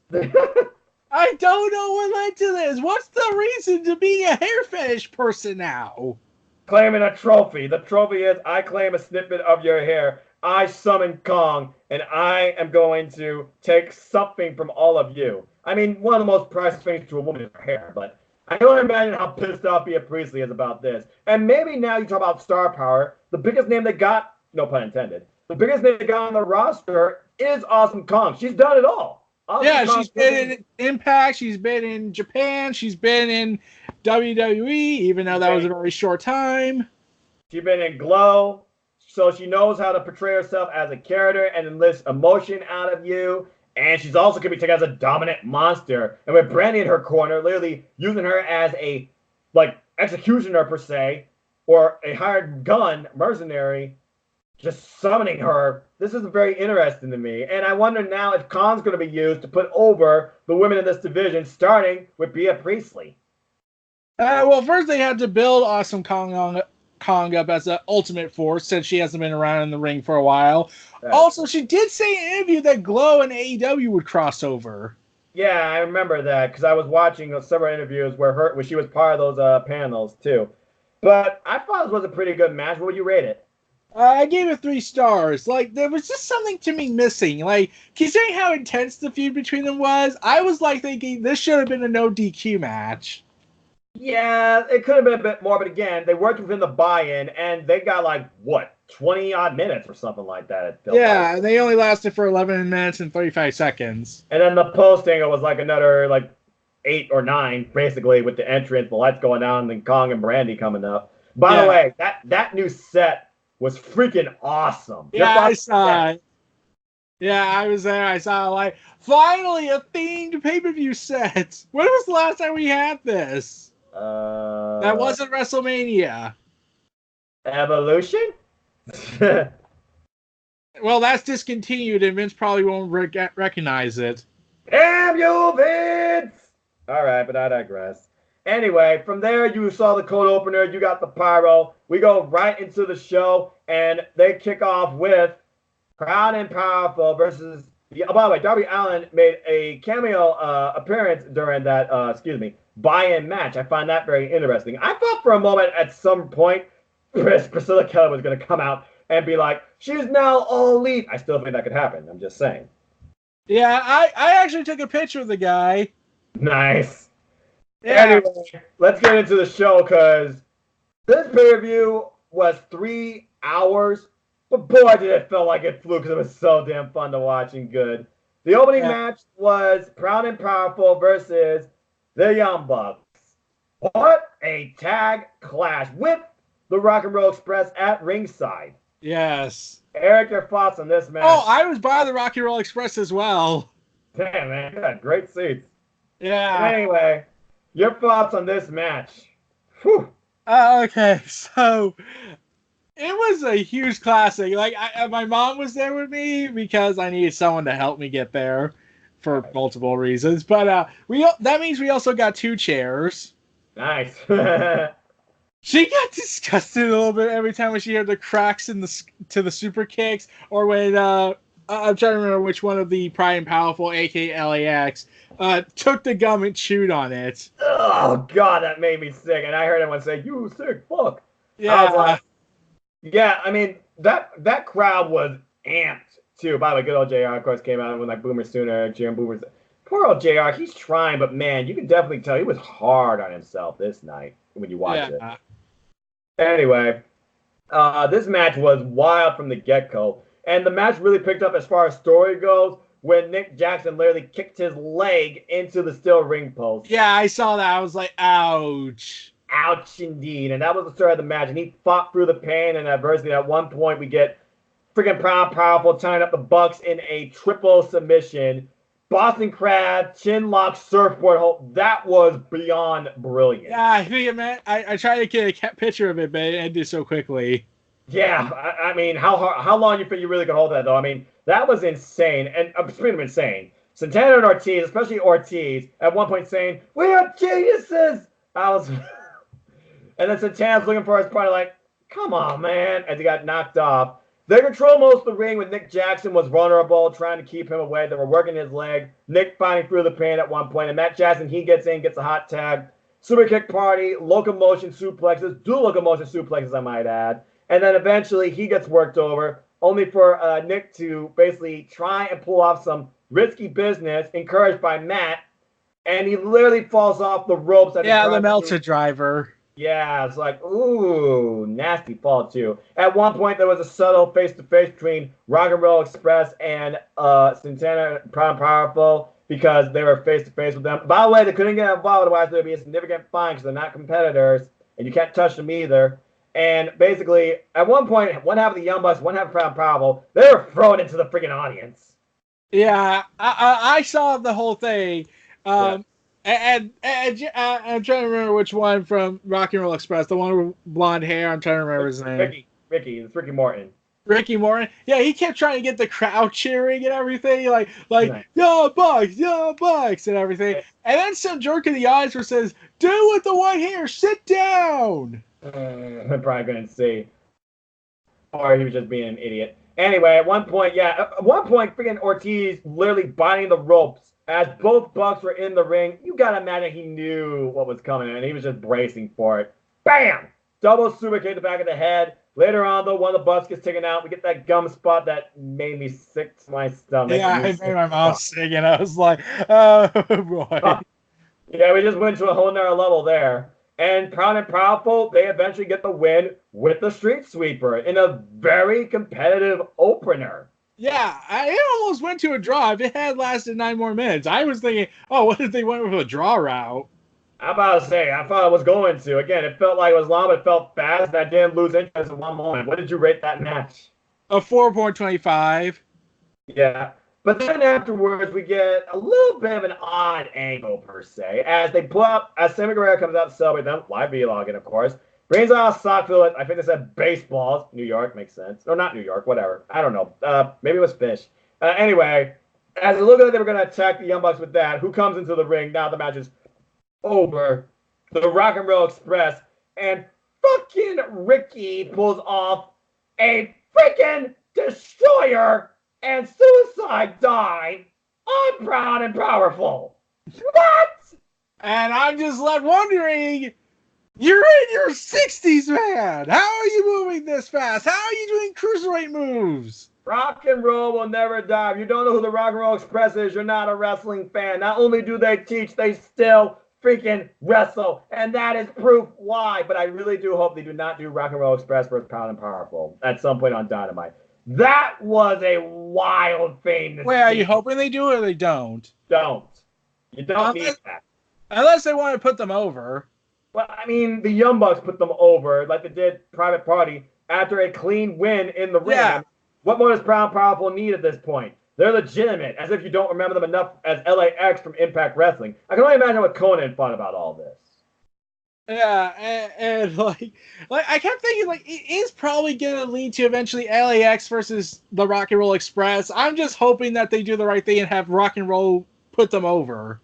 I agree, but I feel like right now this company is doing no wrong. They're definitely not putting the egos themselves in front. They're putting the wrestlers in front on their own to sink or swim. And so far, of everybody, a lot of people, they are really, really excelling. Even the women. Anyway, what was the next match? Was it Shawn Spears destroyed Janela or Pac vs. Heyman Page? I forget. Adam Page versus the Bastard. Oh, yes, the rubber match. The Bastard Pac versus Hangman Adam Page. This match was also pretty darn wild. Take me through your thoughts on this match. Let's see. I got some pictures of Pac being close to us, so that was awesome. He never smiled, I bet. No, he didn't. Go figure. He probably smiled after he friggin' brain-bustered Adam Page on a chair in the corner, faking him out. Probably. But, okay. But, yeah, like I've said this before, you can't have Pac turn face with the look on his face. He needs to shave his beard completely to your face. I feel like you just keep him as heel. That's just my... Yeah, but you do. But he can work as a face. NXT proved that. That's true. Anyway, it was. Like I said, if you ever turn in face, the beard has gotta go. I agree.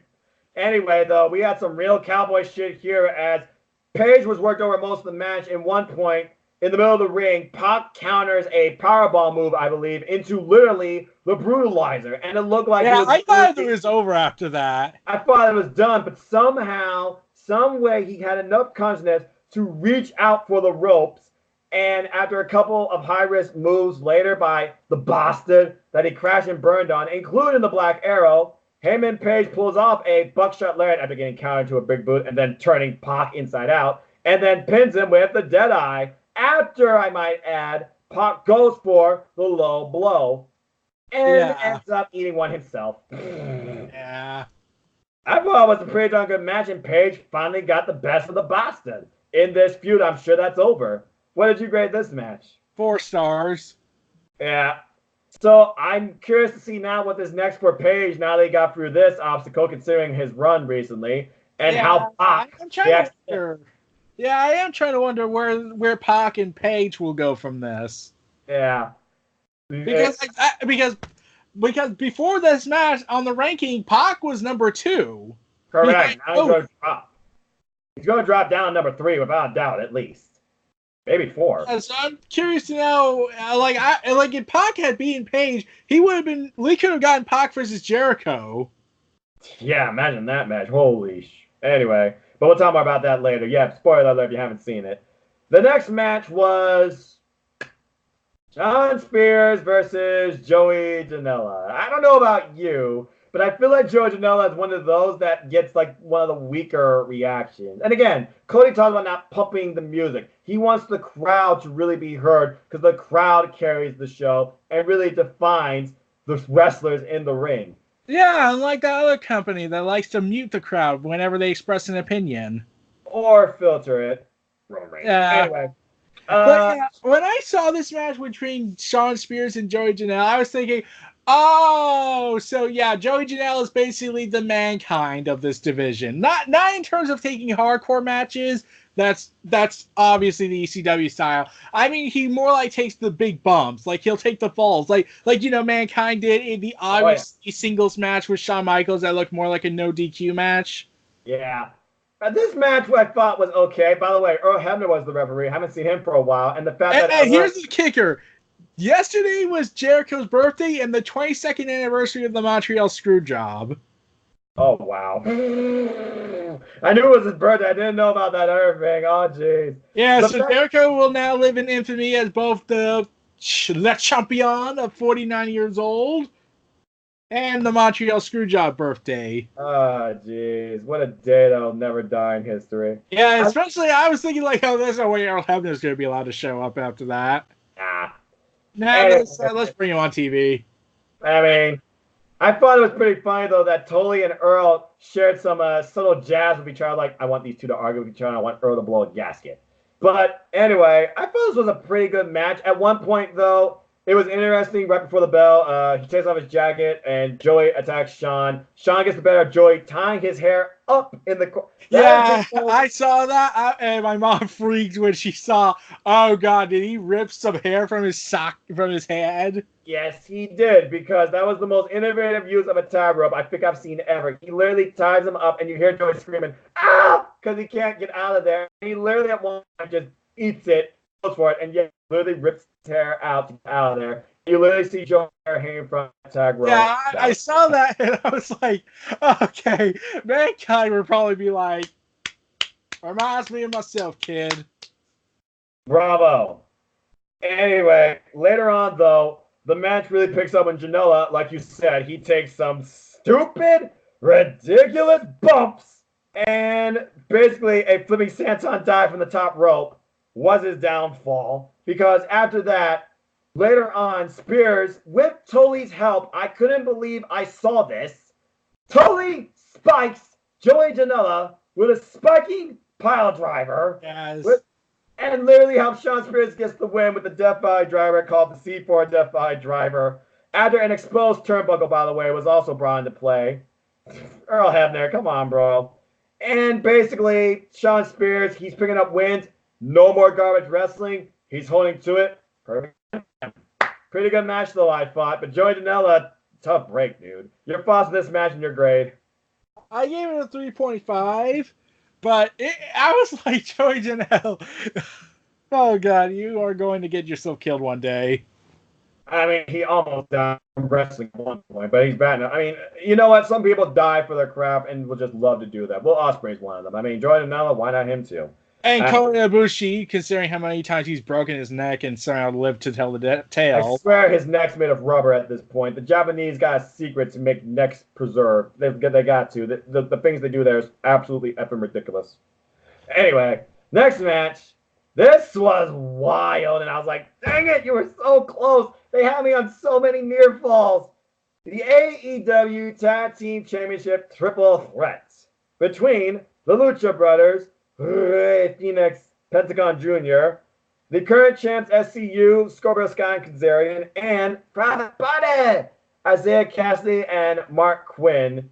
And the dynamic about this match is you only can have two people in the ring at a time, but sometimes the freaking they tagged a rival just to get out of there. I understood it was a great idea and recuperation, but great risk in that. And there are multiple near fall spots in this match by the challengers on each other. Send me through your thoughts on this one. This was great. I'm always annoyed with the triple threat tag team system. Like, why can't it just be all three guys in the ring? Like even wrestling video games even did that, and I was left wondering, well, why can't they do it in the real world? Maybe they'll adapt that. I don't know. There's certain tag styles that allow that, but again, AEW is doing all sort of different styles. Yeah, but I'm talking about like even WWE does that, and the things I was mentioning were in WWE games. To a degree, but right now when you look at like the 4-way and the 3-ways, they don't do that. They just do the 2s as well. But they used to do that. You're right. Anyway, though, this match was wild from the get-go. Private Party got a good near fall when a 450 split. Is it me, or does it look like when he does the 450 splash, Mark Quinn does, it looks like it's on a replay in slow motion. Just beautiful execution in the air. Hits it perfectly. Near fall of the match on Kazarian. I was like, they got it! Damn it. Yeah, I was rooting for Private Party throughout this. Yes, because in my opinion, it was the story of the HOG teams. I thought it was going to come down to Private Party versus Lucha Brothers, but I was wrong. Anyway, later on, Lucha Brothers, they go on the attack throughout the match. Rey Fenix is too damn good. Yeah. The things the man can do is unfreaking believable. Anyway. Which is why I also say, man, I can't wait for when the Lucha Bros disband and they go into singles competition. Yeah, well, obviously you know they're going to showcase Lucha Brothers as singles competitors because they do that with the tag teams, as you've seen. I can't wait to see Rey Fenix in his first singles match. And it wouldn't surprise me based on our post angle, we get one half of the Lucha Brothers versus somebody because in the end, SCU won with SC See You Later, and they basically hit that on Private Party for the win. But the Lucha Brothers were pissed, and they were going to end another member of SCU for a period of time with a package pile driver on a chair before lights go out, and we get it's Pentagon Trash. I'm like, what? Wait, there's no tattoos. Who is that? Oh, no. I know what's happening here. And as soon as they do the Cero Miedo, I know who's in there after he does his move. Christopher Daniels is back. SCU back at 100%. Sends the Lucha Brothers running. We've got to be getting Pentagon Dark versus Christopher Daniels at this point one-on-one. But SCU stands tall with the towels in the end. Your thoughts on this match, the post-match, and your grade. Damn it, I want Private Party to win. I gave it a 3.75. It was close to being a 4 for me, but I was rooting for Private Party to win this match. I wanted them to win that match. Yeah. Yeah, I know it would have ended SoCal Uncensored's reign rather quickly. I'm like, look at the revival. The revival. Anyway, yeah, I thought it was a pretty darn good match. I'm curious to see what happens to all three of these teams. Everybody looked like stars here, though. They got all their hot spots in. Rey Fenix pulling off some crazy twist rope, corkscrew plancha maneuver. At one point, it felt like, I'm like, hey, everyone else flying. Why not I? Freaking Private Party, they go over the top rope. They pull off the silly string at one point. They tried for gin juice. They didn't get it. Pentagon tried for a padre at one point. Everybody did everything here. They went flying all over the place. All right. Yeah, and then you got Rey Fenix doing the impossible, making it possible. Again, how damn good is Rey Fenix? But I digress. Imagine if he went to WWE, he wouldn't be the same Rey Fenix. No, he wouldn't. But again, different world. All right, our next match was actually the women championship match. Rico versus Emi Sakura. Now, I know according to what I watched, there was mixed reactions at first in the match, and when Emi Sakura at first did her We Will Rock You thing, crowd booed. Again, Rico, very, very over. But then as the match progressed, they got behind it. Emi Sakura and Rico they stomped the hell out of each other. Yeah, and Jesus. they even traded fists at each other instead of slaps. Yeah, and at one point, per Japanese pro wrestling custom, yelling at each other. There was insane speed spots here. At one point, Sakura, she does like surfboard, rotating surfboard, rotating surfboard. Sakura hits a wicked crossbody on Riho in the corner. And then look like Sakura was turning heel at one point as she was literally grinding her nails into Riho to get out of a submissions move. Again, the teacher trying to surpass what she taught the student, trying to become champion. Later on, she mocked the referee, crocodile tears, like, you can't do that for intervening. Riho comes back, though, with very, like you said, not slaps, but strike, strike, strike, strike. We get exchange pinfalls with both do the Matrix escape. I thought that was pretty awesome. Riho, so tiny and so versatile. It's unbelievable. But she comes back in the end, and after, again, the speed picked up, crowd was into it, pinfall combination, pinfall combination, pinfall combination. Somehow, some way, Riho, she retains with a tilt-a-whirl into a pinning combination that ties up Amy Sakura's legs for the 3 count. Crowd pops. I, as a fan of Japanese pro wrestling and Stardom and learning more about Koto Pro, I love this match, and thank you, Kenny Omega, for giving this match that was apparently 13 years in the making. Your thoughts on this match? Okay. I kept hearing them scream a lot. They were screaming a lot. That's for those that don't know, in Stardom and in other female promotion in Japanese pro wrestling, that is a custom. So just saying. But anyway, continue. So I gave it a 3.5 rating. It says primarily since I didn't know their story, their past until literally 13 minutes before their match started. Mm-hmm. So I couldn't really give it that. I couldn't get that much emotional investment since I didn't know that much about them in terms of that story and history with them, since they've been knowing each other for like entirely Rio's entire existence. Yeah, pretty much. I mean, they recapped how both Emi Sakura taught Riho, but she wanted to become champion. You saw the video parody like I did. Yeah. Translations, by the way. Thank you, AEW. Yeah, I wish they did that somewhere else, but I digress. Anyway, I thought it was really good, though. Now my only question is, you got this diverse women's roster. Who to challenge Riho next? No idea. I'll be curious to see how they build it. All right. Now, let's go into... What are you thinking? That's what Jericho did earlier today. Oh, no. He wanted to cement his status as the most evil bastard and son of a bitch he'd ever existed. What did he do? He compared NXT to 2009 ECW. Newsflash! This company's been around a lot longer than that and actually put out great matches and didn't do a pay-per-view called December to Dismember. But damn, Jericho. Ouch. Yeah, and I was like, okay, that is just fucking evil. That's evil, dude. You son of a bitch. Anyway, speaking of which, from the presentation to how I thought it was going to go down to the story it told, you had cornermen, you had huge, big pop introductions for both, and you finally learned who the judges were. You were there live, you saw the match, you saw it played out, you saw the story, you saw the post angle.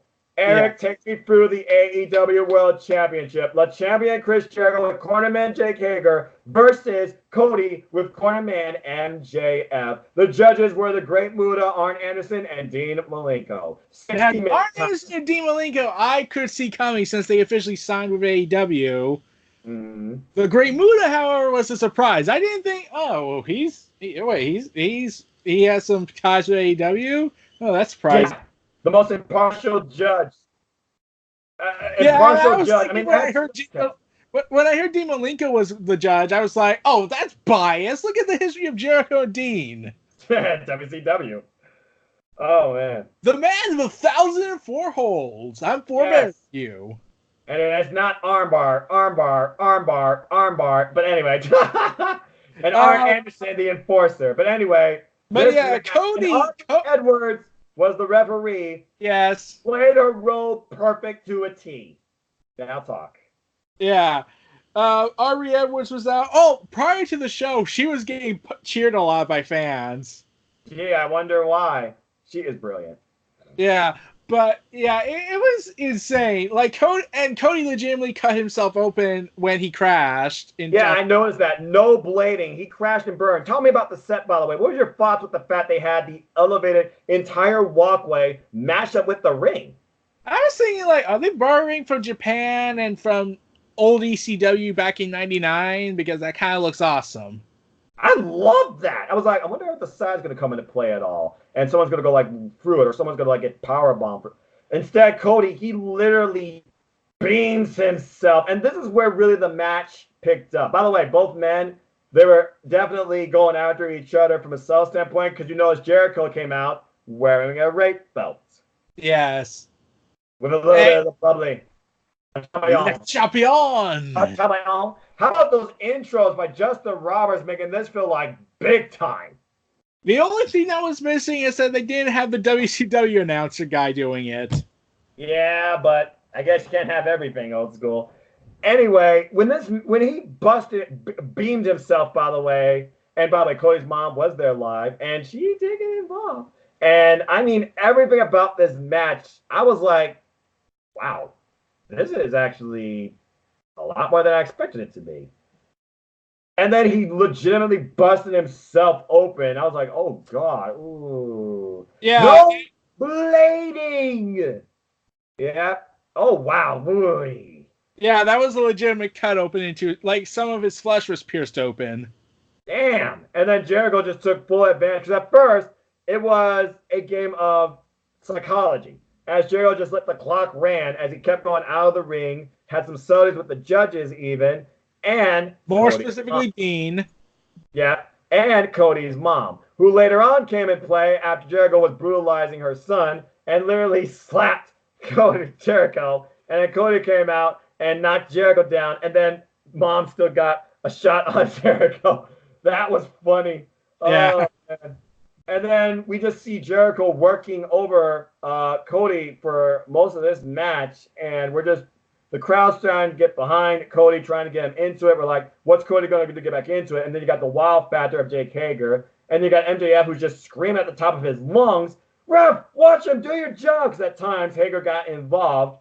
But it wasn't until, obviously, Hager knocked out Cody after Jericho played possum for a little bit that Aubrey was wise and threw Hager out of there. MJF like, bye-bye. But it wasn't without repercussions, as Hager destroyed MJF to a degree. And the others had to come down. But this allowed for Le Champion to get his title, beam Cody in the head, get rid of the evidence, both men still down the ring, but Jericho's playing possum. The refs find the ring like, what happened here? What? And then Jericho goes for a fall. This is like the real first near fall of the match. And again, they were like, the judges aren't judging by point system, but they are taking notes. I would love to hear what the judges thought of this match and who they basically were favoring up to the end of this match. But to make a long story short, Cody is getting brutalized. He pulls out everything here, though, to try to win the championship.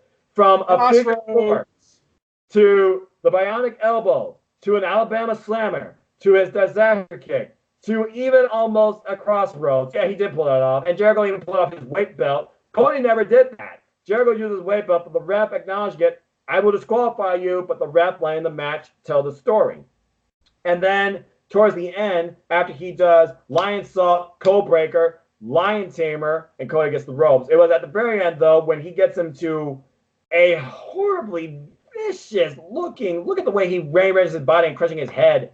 Yeah, like, that was when Jericho did it on smaller wrestlers. He used to do that a lot on smaller wrestlers. That's why the Walls of Jericho always look different. Whenever he worked with a heavyweight, he did it the way that is more common. But whenever he worked with the cruiserweights, he always did the knee on the head.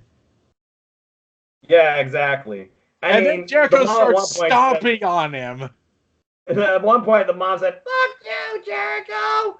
And of course, Jericho giving the Winnipeg salute and hyping himself. We got all classic moments here. At one point, though, he goes for his Judas effect, and Cody even counters it into the crossroads. Crowd got out their seats. MJF was beside himself. 1, 2, new. I can't tell you how many times I said, "The champion!" Oh. Yeah, I was generally thinking Cody was going to win this match, especially with the stipulation they put in.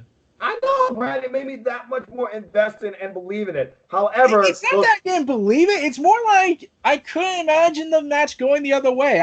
I only saw Cody winning. Like, it's the WWE stigma, whereas WWE makes a very predictable route. Say, if you lose this match, you'll be fired. And then it's like, well, what do you think is going to happen? They're not going to fire these guys. Yeah, obviously. But I feel like AEW is going to honor this because as we learned, like you said, from the stumps to the way he had him in that, what was it? Lion Tamer. MJF, I would have never. I figured MJF was going to turn heel eventually, okay, but I was thinking he was going to hold up. But as far as the finish of the match, I would have never, ever thought that MJF would throw in the towel. And Jericho wins because of that. So because of that, some people actually thought it was a bad decision to go with that. You know, from the emotional standpoint, I kind of understood where I'm just coming from because, again, he's looking out for his friend.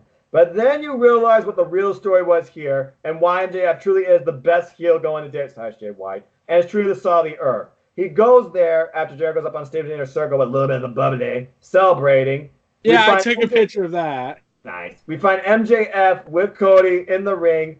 Tears in his eyes, I might add. Real emotion. Cody's just coming together, figuring out what happened. He brings him up. He says, okay. MJF low blows Cody. And then takes a page out of Jericho's book. And then takes a page out of Jericho's book when Cody's like lowering on of him, like, why A2 Jericho? And then just dust and like MJF turned on Cody that way. But yeah, some people were mad about how the throw in the towel finish happened. Like Daryl Cullup, you know, he said this: MJF throwing in the towel is a cop out. No ifs, ands, or buts. No excuses. Just a cop out. If WWE done that finish on pay per view regarding a WWE title or Universal title match, then AEW marks would be all over it. True, but also think about this: this is AEW. Wins and losses matter, and they're also showing themselves more as world championship type sports thing. From the contract signing to the ring introductions, each man in the corner. In my opinion, based on the way this match looked like, it was like a coach or a friend looking on as their competitor they supported was in brutality. It was, when I thought about it like that, I understood the towel thing. And then it was further backed up with the fact MJF screwed Cody, not once, but twice. And the point that he was walking up the ramp, someone threw something at him, he just smiled and continued walking. And I swear, I don't think it was a plan, I think it was legitimate because the security guy started walking to the guy. Yeah, I saw the security drag him out. I couldn't, like, some people think, like Daryl even said he thinks that was a plan. He thinks that was a plan because it seemed too convenient. Yeah. Yeah, it's really 50-50 on that. But, like... Yeah. But, like, here's the thing that made me... Like, this is what I wrote when I saw... When I realized that they actually had the balls to go with the stipulation and follow through with it. Because they did say they're committing to it. Yeah. This is what I said. I honestly thought Cody was going to win after MJF turns on him. Never thought they would go all in with this new rule of Cody never challenging for the world title again. Yes, this decision will inevitably be reversed, but now they have a new status quo for the main event scene. Exactly. Because if you know wrestling, the word never is never 100% true to life. I watch NWA Power. Tim Storm will challenge for the NWA World Championship again. I guarantee you that. Cody will challenge for the AEW World Championship again. I guarantee you that. Now, it might be months, it might be years, but never say never, because never in wrestling is never true. Yeah, like Shawn Michaels' retirement. Yes, we all saw how that worked out. But anyway, Eric, what was your grade for this match? Let me just look back. 4.75. Yeah, it was pretty much a perfect story almost. A true classic World Championship bout. But there is a problem I have with the stipulation now being followed through. It actually came to mind before I went to sleep. Yeah. Think about this. The wins and loss system is a very important factor to getting a title shot. Correct. So, what if Cody still wrestles more regularly? Because I keep thinking this is partly because they have him running the company, but if he still wrestles more regularly and there's no secondary title yet for a while, then the match doesn't really mean anything because Cody could win this match and it just damages the person who he beats. So really, it drives away audience investment because now it's like, well, he doesn't have to wrestle because he has no purpose. I'm like, there's the tag titles, but there's really no purpose for him to wrestle. Well, again, he wants to still be a wrestler, but he also loves running the company. There are friends I know, shout out to Mark Reviews and Cindy G, they think he's better in a management role because he's doing a great job running the company. There's no doubt in my mind that Cody is going to be part of the ring still, putting over top, but still adding wins to his repertoire because in the end, it's still at the forefront of the company, the elite versus the inner circle. And you know for sure right now that Cody's going to face MJF one-on-one and put him over, but he's not going to just take a loss that easy. There's no way he's going to stop wrestling. There's going to be other motives behind Cody wrestling now. And as far as this talent goes, it's just going to be in the back of his mind. Yeah, though I do get the feeling there are two routes they could go with the whole status quo they've now implemented. Either they could do the WWE idiotic approach and just have it be retconned out of existence, or they could do the Cody approach and tell an emotional story out of it in order for Cody to fight back for his right to be title contendership. And I think that's the story we're going to get because, again, going forward, AEW, this is it for the year, folks. That was their last pay-per-view. We do not know when the next pay-per-view is going to be, and I bet you it will be in January because right now we got the anniversary show and Homecoming, and those are just classic Dynamite shows, and then we got the Cruise. That's all that's next for AEW. Oh, and their Chicago special around Thanksgiving week, which I'm sure is going to be wild because Chicago's a wild wrestling city. But there's no more pay-per-views. That's it for this year. So, But yeah, the status quo they implemented where Cody cannot challenge for the title, I keep thinking it's going to be both a long-term benefit, but right now it's going to be a short-term problem because now fans say, well, if Cody still wrestles and the rule's still implemented, there's no really point to get invested in his matchup. Only if you push the story like you said. If the story coming out of this is the next match he truly wants to wrestle is MJF versus him, then that I can get behind. Now, then after that, they have to tell the story of how Cody can fight to get back to destroy the ruling in order to contend for the world title again. Yeah, that's true. But again, like I said, the decision is going to be inevitably reversed. Yeah, we already know that. But again, right now, AEW, they're literally in the rebuilding stage after this show. We're just going to have to wait and see because as of right now, I checked their site. There's no preview, really, for this coming week. It's all unknown. Oh, actually, there is an announcement that was made. Oh, what? Sammy Guevara, Chris Jericho versus SCU for the tag team gold. I think we all know how that match is going to play out. But it's still going to be fun to watch. Jericho even said in an interview after the show saying, I think it's time the Inner Circle acquire more gold for us. I don't think it was talking about himself, but all right. We'll see what happens. Calling it now, SCU retains because I have a feeling the Elite are not going to be far behind, especially Cody. Some stuff's going to go down. We're going to get some wild stuff, trust me. Yeah. But anyway, we're not done yet because there was still one more match we got to watch that night. Yes. Kenny Omega versus John fucking Moxley in a lights-out sanctioned match. 2 words. Holy shit. Yes. I was there. Eric, take me through it. Take me through it. The atmosphere, what you felt, what you saw, your cringes. What was that match like? Brutality. It makes me think, okay, this would fit well in Mortal Kombat's world of violence.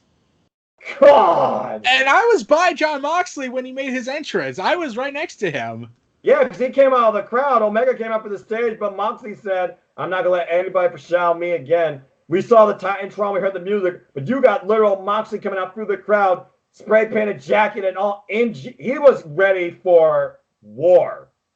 And this is the definition of war. This is one of the best wild fights I've hardcore matches. Yes. Okay, let's just go ahead and simply run down it. So both men, they go face to face with each other in the ring, right?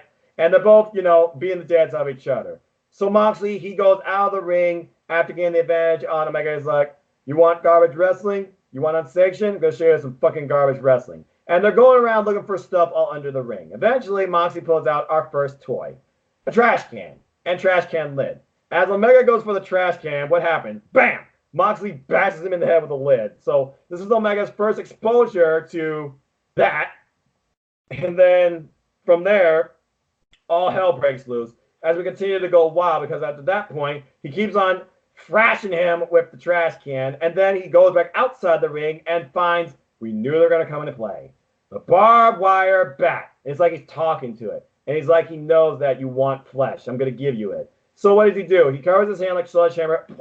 He hits Omega in the gut. And then it looks like he's going to behead him with it, only for Omega to literally trash can lid Moxley and then throw the trash can to Moxley's head. And we get that crazy-eyed look in Omega like, oh, shit, now you've done it. But eventually, Moxley, he gets the bat into Omega's body. Yeah. Oh my God. And he's digging into it. He's stomping the bat with a barbed wire into his back. Drawing blood. Oh my God, so much blood. And then apparently Omega, he finally gets the best of him, goes for a snapdragon. What happens? Moxley literally rubs the barbed wire bat on Omega's arm. And Omega's like, oh shit, ah! But eventually, Omega comes back with a pile driver on the trash can before grabbing and throwing away the bat. When you face it, you're like, because you know what the cleaner had up his sleeve. He first pulls out a table, like, oh, he's going to get the table, okay. I'm like, oh, God, there it is. I said this on video. If I see the cleaner sweep the back of Moxley with that barbed wire broom, I think he has a chance of winning. He did the spot. I called it, but not before he literally waxed the top of the head of Moxley. Yeah, and the back of his head was bleeding. Oh, my, profusely, I might add. Paul Turner. And JR's like, good God almighty, what the hell are we watching? It's going to be down. The only problem with this match, the only problem I had with this match is that AEW could not get Joey Styles to come and play this commentary role. Oh, so many times you would have heard, oh, my God! I would have loved that. Anyway, though, he literally takes the broom to the top of his head, and Moxley is bleeding profusely. And then after that, Omega freaking sweeps the back, adding further pain, and then goes for something else after Moxley's just brutalized. After also a Couture Crusher face first into the barbed wire broom, I might add. That barbed wire broom did more damage than that bat. Jesus. Yeah. At one point, even Omega on the Couture Crusher noticed that his hand freaking landed on his own weapon. Like, ow. And he literally stumps the barbed wire broom into Moxley's back. But we're not done there, folks. We haven't even gotten started. This match was 40 minutes, nearly 40 minutes long. I loved every minute of it. At one point, they also go in the crowd. Trash comes to play. We get a double stomp. But then we get, okay, I expected wild stuff. I didn't expect this first. A board covered with mouse traps ready to explode. Yes. Like 50 of them, I might add. And we go into the ring. He's about to, like, do something wild with them. I'm like, oh, he's going to freaking plant him in the, isn't he? And literally, Omega plan backfires for him as he gets slammed and those traps explode everywhere, pinching his skin. I think one pinched his finger, and he is just literally rolling in it, making them blow up even more. And I'm like, what is it going to do from here? Okay, what have we not seen yet? I thought they were going to do thumbtacks after that. Yes! No. We get a box full of gold AEW colored chains that are used for multiple reasons. Whacking the back of Omega, ouch. Stacked up and then used against Moxley to literally plant him in them. After Moxley, by the way, goes for a screwdriver, what we thought was an ice pick at first, and tries to plant Omega's head with it, only to plant the top turnbuckle. That thing got in deep, too. Damn. So, yeah, we can't dispute that it's not real. Yeah. And then after that, Omega, he takes advantage and literally hangs Moxley out to dry to the point that he's literally losing air as he was yelling at Paul Turner, who can't do a damn thing in this match. He's literally just there to count the pinfall. It's the only way the match could end. By the way, it was also mentioned, if either competitor touches the ref, there will be a significant fine against them, but the match would still continue.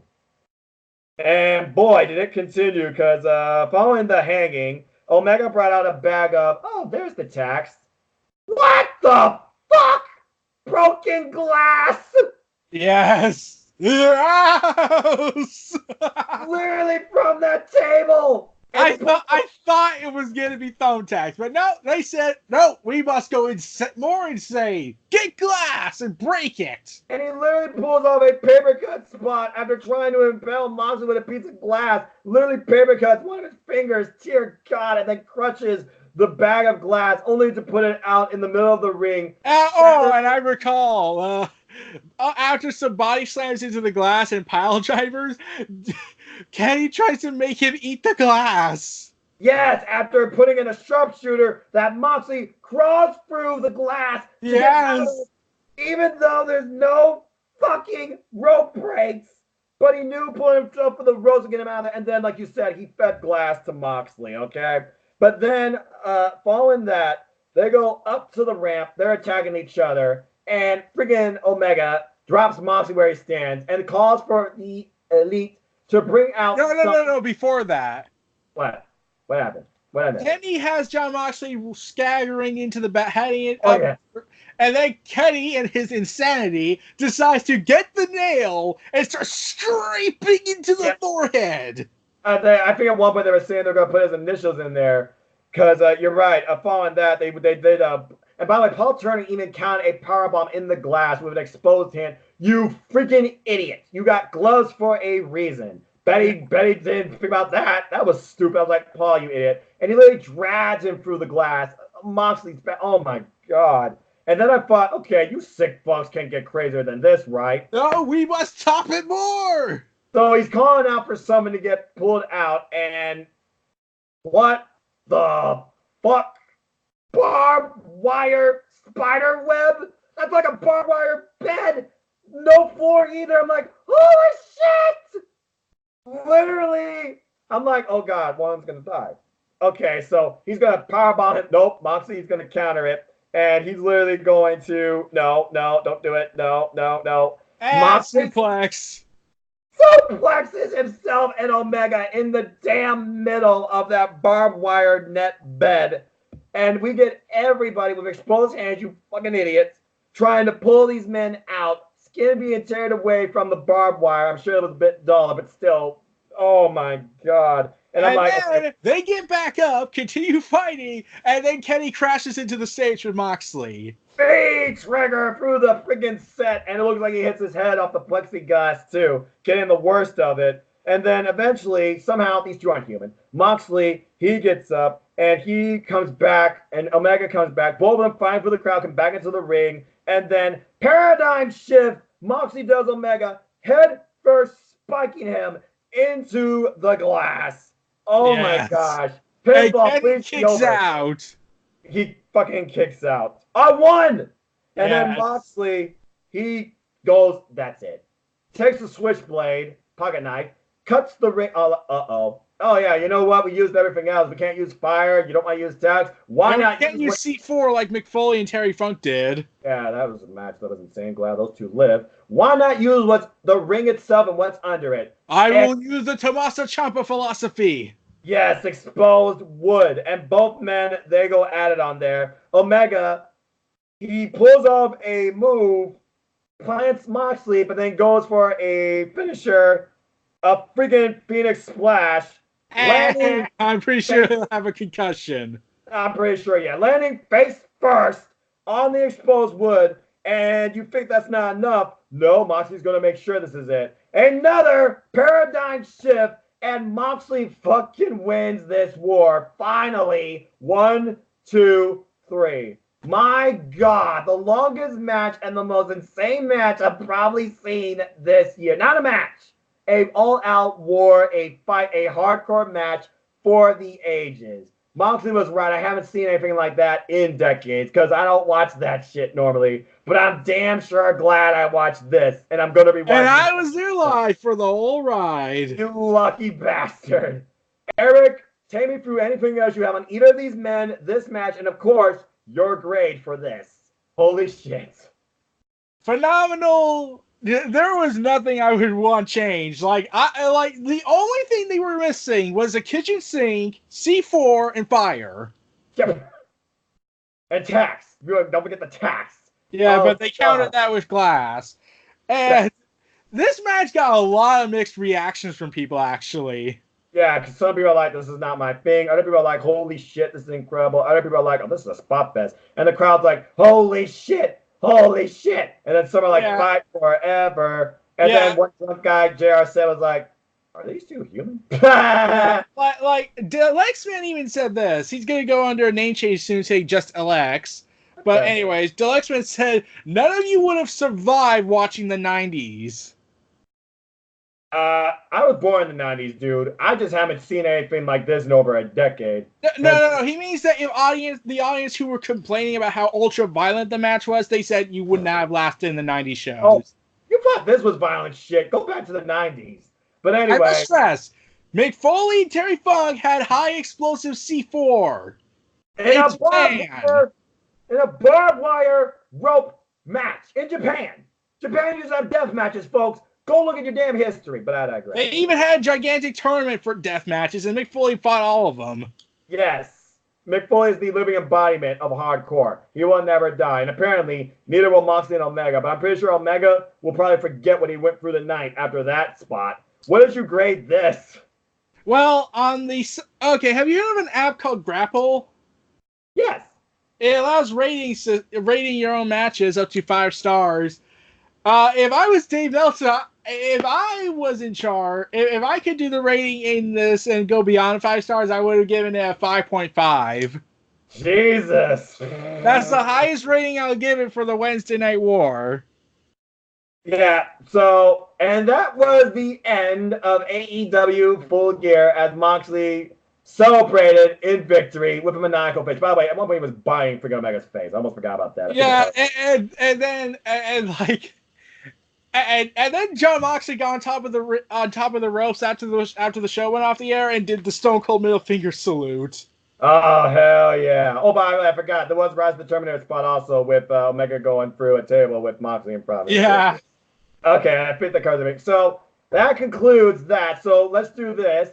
You were there live. You saw the show live, top to bottom. On a grade scale, what would you grade AEW Full Gear? I never got the final calculations in because I didn't use the star calculator I was using. But since there's that 5.5 rating, which will round up to a 6-star rating, I believe, I think it would get nearly a 5-star, 5 out of 5. I mean, everything about this show, to me, top to bottom, it interested me. I loved it. It kept me guessing. It kept me wondering when stuff would end. And then Moxley and Omega, I thought the two were going to die. This was one of the best pay-per-views from top to bottom, including buy-in, I have seen all year. This show was an A for me as well. Yeah, like this had a little bit of everything for a lot of people. Like you got a grudge match with Britt Baker and Rhea Priestley and Adam Page and Pac. You got high risk traditional wrestling versus garbage wrestling with Joey Janelle and Shawn Spears. You got tag team epic with the Young Bucks, Pride and Powerful, SoCal, Lucha Bros, and Private Party. You got standard Japanese wrestling with Rio and Emma Sakura, and you got old school wrestling with Jericho and Cody, and you got ultra violence with John Moxley and Kenny Omega.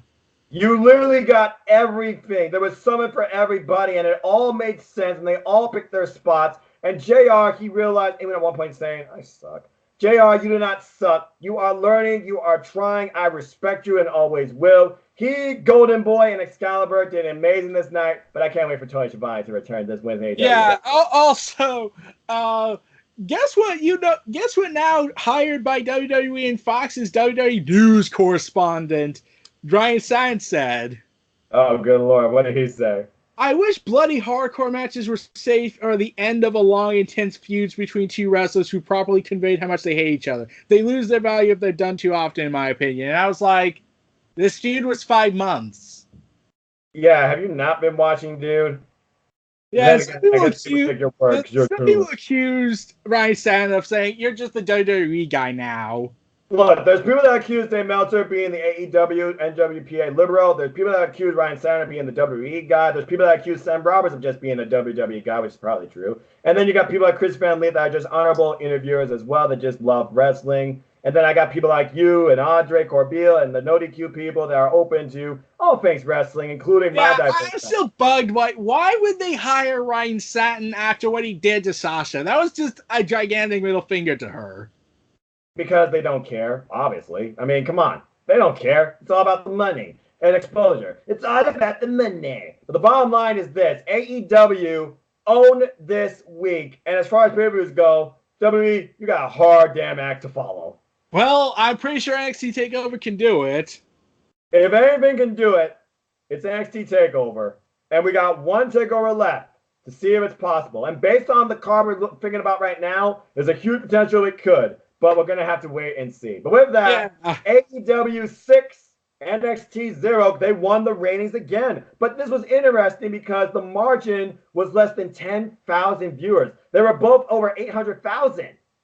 Then that's an increase for both. Exactly. They increased not only in the demographic, they increased also in overall viewership. Now, as far as personal goes, I don't think we even need to say it. I think it's safe to say, in our opinion, AEW won. Yeah, like for me, NXT only has 2 victories, and AEW's pretty much killed them all. Yeah.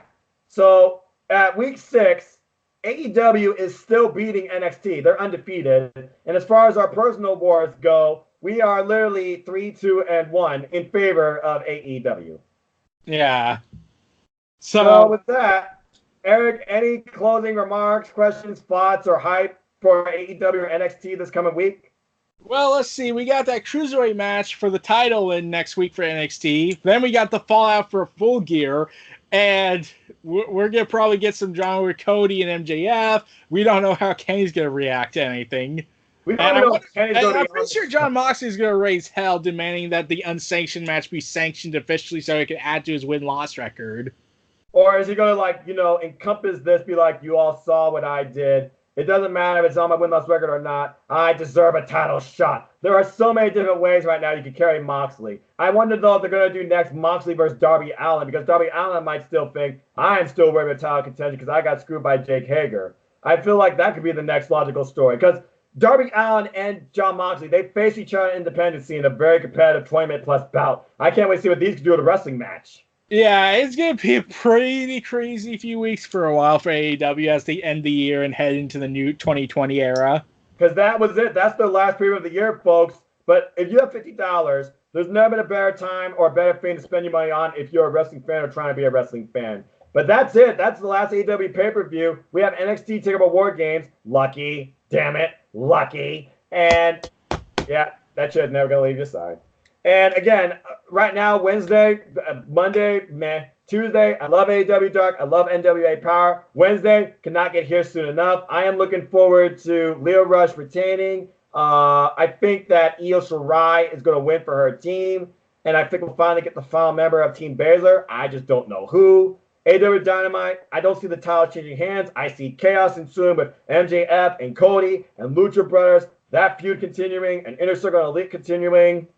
They need to rebuild the women now and figure out the next challenger for Riho. I hope they don't go straight to Awesome Kong. I think that would be too soon.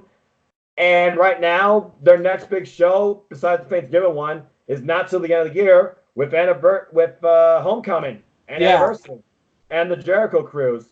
So I have to wait and see. But with that, bottom line, AEW, you won me again. I can't wait for Wednesday. Yeah, and I'm curious to know, how are they, how are they going to top the Jon Moxley Kenny Omega match if they do another match? I don't know. What I'm most curious about now is how the ratings are going to really change this week, too. Can NXT, here's the real question, can NXT pull out a victory over AEW? Well, the only way I see NXT killing AEW for rating supremacy is if they beat WWE at Survivor Series. That might be the one thing to do it. So Vince has to basically say, I have to put my ego aside. Can he do it? Yes. Tune in next time on Dragon Ball Z. That was the best part of the series. Yes, I said it. Bite me if you like GT, but Dragon Ball is also good too. With that, I got nothing else to say. Wednesday can't come sooner. I'm done. All right. This was Neo Reality Entertainment, Eric Brown and Noah Foster. Feel free to like, comment, subscribe, and donate. Stay tuned for more. We'll see you all next week, everyone. Have a great day.